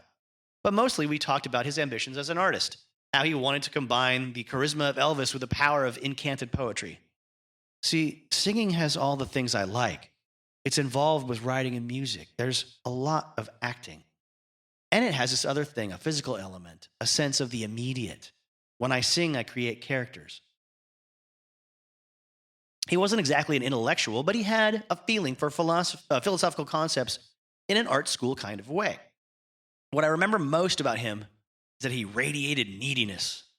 But that was nothing unusual in a California rocker. Far more striking was his imagination, erratic but sophisticated. I came away thinking that he was a serious artist, piecing together myths he'd gleaned from various readings. His mentor, the San Francisco beat poet Michael McClure, had taken in this Southern California stray. There's a relationship between Morrison's fixation on the phallus and McClure's play The Beard, which got the actors arrested. I've forgotten most of it, but I remember the moment where Jean Harlow describes Billy the Kid's dick as a piece of meat hanging from a bag of meat. Jim studied acting at film school and spent his downtime in the Venice creative scene. Manzarek was the one who thought of setting his poems to music. His songs, his verse, his persona, all of that was a pastiche held together by his desire to create a role that could bring his warring impulses together. In our interview, he was pretentious and revealing at the same time, as in this apercue meant to be quoted, I'm sure. A game is a closed field, a ring of death with a sex at the center. Performing is the only game I've got, so I guess it's my life. He had read about the figure of the shaman and its function in primitive societies. And he wanted to bring that power to rock by combining visionary lyrics with a physical ritual. His aim was to unleash the subconscious. The shaman, he said, was a man who would intoxicate himself. See, he was probably a unusual individual. And he would put himself into a trance by dancing, whirling around, drinking, taking drugs, however. Then he would go on a mental travel and describe his journey to the rest of the tribe. Morrison was dead serious about this agenda. Say what you will about the bombastic quality of his lyrics, but they were remarkable in a hard rock context. Not even Dylan dared to write a song about incest. Father, I want to kill you. Mother, I want to insert shrieking here. I've emphasized Morrison's artistic ambition because that's usually the part left out of his hagiography. Apologize if I've mispronounced hagiography there. I don't know. I've never read this word before. But I realized, as I often did when talking with rockers known for their sizzle, that this was another borderline personality. The conflict between fame and aesthetics would be especially hard for him to deal with because he wasn't just known for his songs as, say, Dylan was. Morrison was most famous for his voice and body, especially his crotch, which he unveiled during a concert in an act of drunken spite that got him arrested and made him even more notorious. I knew instantly when I read about the incident that it was a gesture of rage at the audience for failing to take his message about reaching into the subconscious seriously. Break on through to the other side, he would bellow, but he was swallowed up by the spectacle he thought he could shape. When I met him, before he lost what there was of his balance, he could still speak hopefully about his mission. And in this observation about the relationship between rock and play. Play is not the same thing as a game. A game involves rules, but play is an open event. Actors play, also musicians. And you dig watching someone play, because that's the way human beings are supposed to be, free. If I had to sum up Morrison's achievement, I'd say that he combined rock with method acting. He performed himself. There's a video of me interviewing him. You can locate the clip online. It was one of several programs on rock that I hosted for PBS, mostly on speed, since I was terrified about appearing on TV. That may be why I look so spacey, though I can't account for the puff-sleeved flower shirt that I wore. Morrison, bearded then, looked great, and he made a very smart prediction about the future of rock. He said it would be created by just one person, working a machine. Elsewhere, Richard Goldstein says, Jim Morrison had always had his sympathy. He never saw his legendary aggression. He was gentle and vulnerable around me. But I did get to witness one of his drunken outbursts. It happened at a recording session. Morrison had envisioned an album called The Celebration of the Lizard, a 24-minute drama he'd been working on. The band was in the studio. The producer, an earnest, long hair named Paul Rothschild, sat at the console. Jim arrived wearing his favorite snakeskin jacket. He had brought the notebook in which he wrote his verses. This wasn't unusual. No one knew in advance what words he would be singing. Morrison would now enter a glass-enclosed booth to record vocals while the band played with him. This is why the Doors sound so spontaneous on their albums. They were. I could tell from Jim's wobbly posture, from his girlfriend's dire expression, that he was plastered. In fact, he guzzled from a bottle of brandy. "I'm the squire of the Western Hemisphere," he boomed. Man, whenever someone said something groovy, it'd blow my mind. "You like people?" he grunted at me. "I hate them. Screw them. I don't need them. Oh, I need them to grow potatoes." He was teetering and belching. "Have to break it in," he said, fingering his jacket, which crinkled like tinfoil. His girlfriend tried to distract him by mentioning a Mexican wedding shirt he'd commissioned from a custom tailor. "We have to get you measured," she said. Jim bolted backward, his eyes large with fear. I don't like to be measured." "Oh, Jim," she muttered. "We're not gonna measure all of you, just your shoulders." By that point in my career, I had learned to take notes in the dark or without looking at the page, holding a pad discreetly on my knee. As Morrison ranted, I scribbled it all down in an ersatz shorthand only I could read. I don't know if that's how you pronounced ersatz. And I wrote about the recording session, including the moment when Rothschild summoned Jim to the glass booth. The plan was to put him where he wouldn't interfere. The other musicians were really pissed, but they had learned to work around him when he was like this. They were Apollonians to Dionysus, so Jim had told me. He would constantly prod them to get into the Dionysus thing, but they would stare at him blankly and say something like, "Oh yeah, right, Jim." Now they hunched over their instruments, trying to ignore him as he entered the vocal booth. He fit himself with earphones and began to sing in breathy grunts. The words were too slurred to be recorded, and the musicians were trying to play over them. But his voice intruded, bigger and blacker than ever. Finally, the producer turned off the sound. Jim, like a silent movie version of himself, a pungent but necessary prop. Suddenly, he burst out of the glass chamber, sweat drunk. "If I had an axe," he slurred, "man, I'd kill everybody. Except, my friends." There he stood, a lizard-tanned titan in a helpless fit, as useless as he probably felt when he was a child. Every attempt he'd make to escape from that sense of insignificance, of dreaded obscurity before a rejecting father, surfaced in this tantrum. His girlfriend sank back in her seat and gave herself over to a cosmic case of the blahs.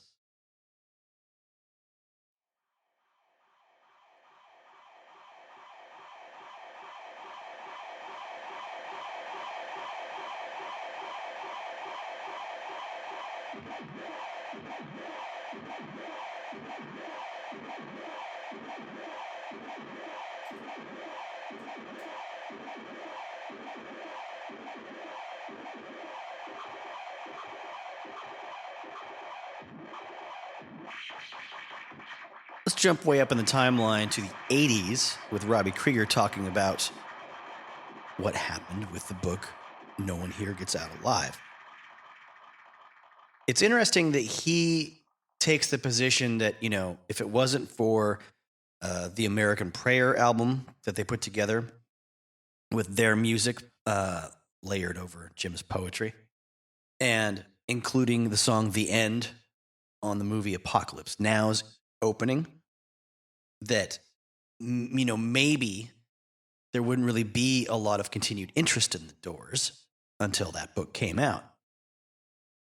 He feels like the Doors could have easily just become one of those bands that only music nerds and obsessive vinyl record collectors knew about or were enthusiastic about, right? Well, he says the book started out with Jerry Hopkins, who worked for Rolling Stone as a writer and had written about them. He'd accompanied them on a trip to Mexico in 1969. He was a fairly respected journalist and biographer, and he had a manuscript put together that was pretty well researched about Jim's life. But it got rejected by every publisher he took it to. So Danny Sugarman, I guess, knows Jerry and offers to sort of work with him on it. Have a writing partnership for this book. My impression previous to this Robbie Krieger account was that Danny Sugarman was like their tour manager in some capacity. He had traveled with the band or whatever, and he had hung out with Jim a lot. Robbie, however, just says he was a nerdy teenage kid who kept showing up at our office until he talked his way into a job answering fan mail. He hadn't even graduated high school by the time Jim died. He went on to manage a band called Night City with Ray and kept working with Ray to keep the Doors alive in people's minds. Robbie calls him one of the biggest Doors fans who ever lived, and he says Jim was likely the most important and influential figure in his life. But he also says Danny wasn't there. He wasn't around when the band formed. He wasn't in the studio. He wasn't on tour. When we met him, he wasn't old enough to get into some of the clubs we were playing. But he claimed to be an insider and punched up Hopkins' manuscript by exaggerating some stories and completely inventing others. While not having the desire to do a point-by-point breakdown of everything that Robbie finds wrong with that book, he does point out things like, we never played a bar mitzvah. We never went to Disneyland as a band. I didn't whisper in Jim's ear at the New Haven show. But he can forgive Danny for taking some creative license and putting a few words in Robbie's mouth. But there are a few parts where it seemed like he was also putting words in Jim's mouth. And that, for me, is where he crossed the line. Now, good old Bill Siddons has apparently told Robbie that on many occasions while he was going over to visit Danny on Doors business, he would see Ray Manzarek. I mean, unless there's another Ray. He doesn't name anyone else But he just says Ray would be sitting behind a typewriter embellishing the manuscript even further. Funny enough, even though Robbie didn't have a manuscript before it was published for him to look over or fact check,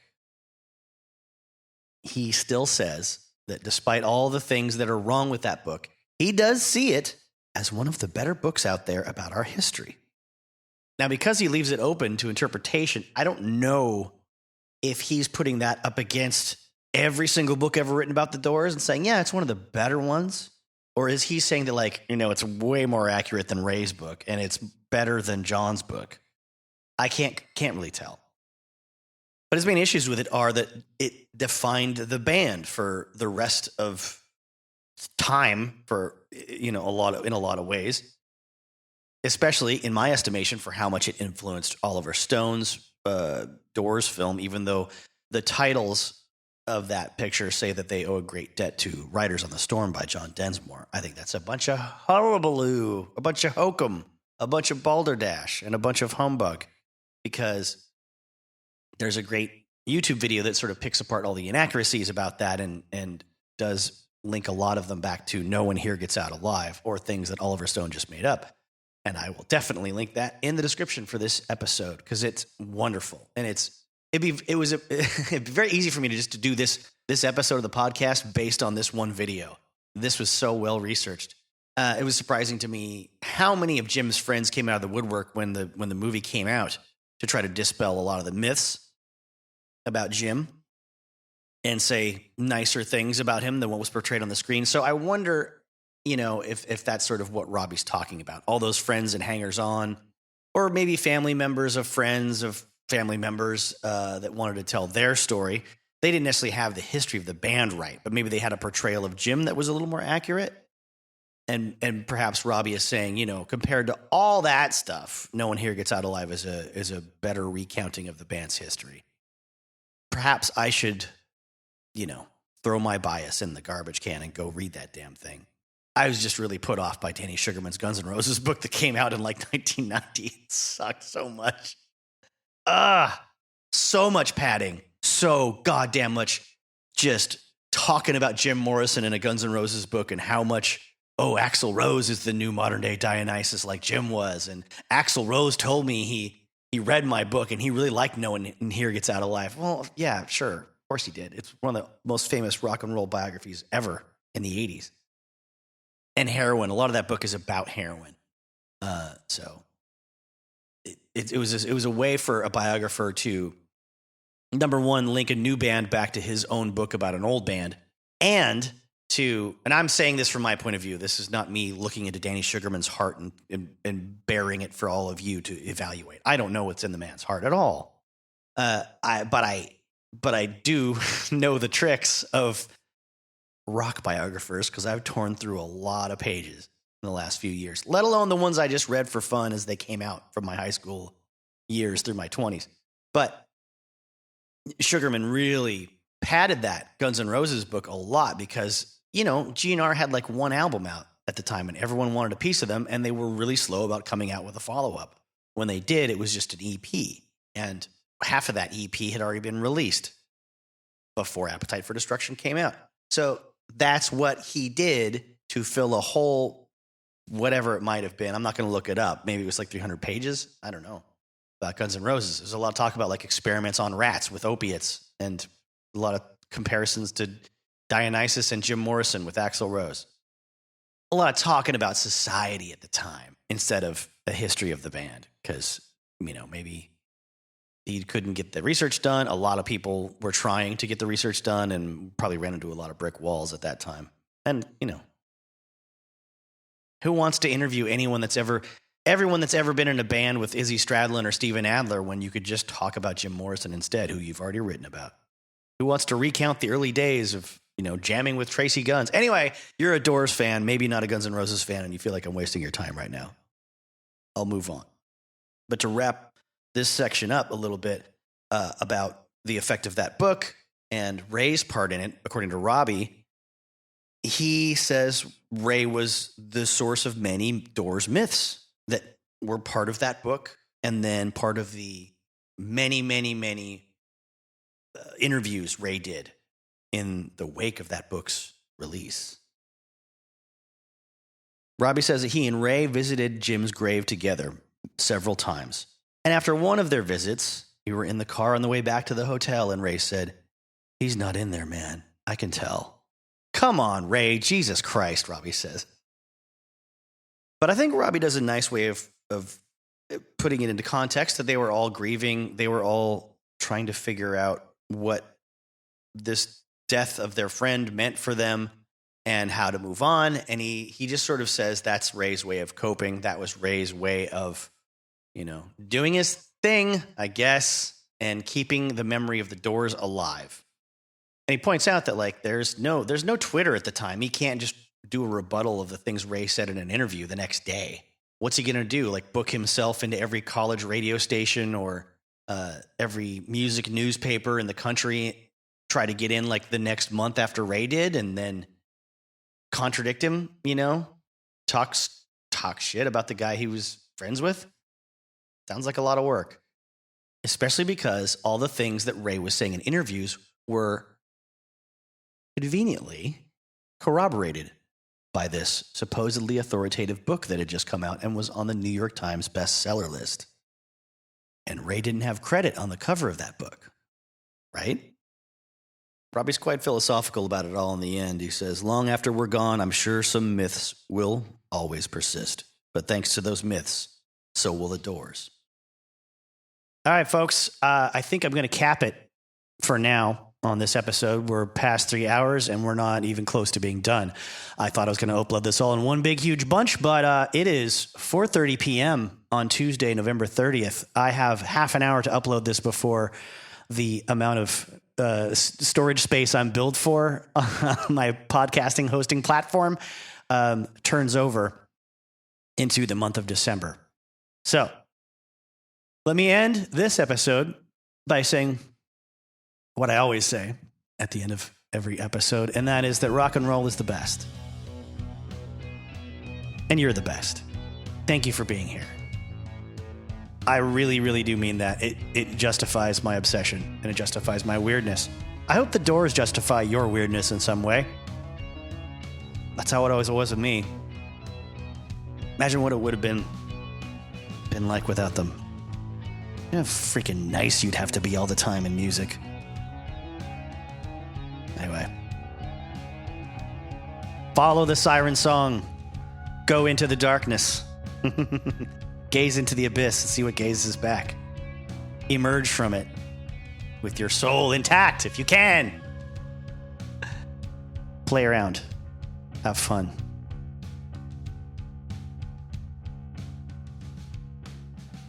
National Suicide Prevention Lifeline is 1-800-273-8255. The National Sexual Assault Hotline is 1-800-656-4673. I hope you don't need either of those anytime soon, but I'd rather you know that they're there. The risk of bringing the vibe down for certain people right now. It's a dangerous goddamn world out there. Be the danger as an intellect, as an artist. Farewell. See you soon.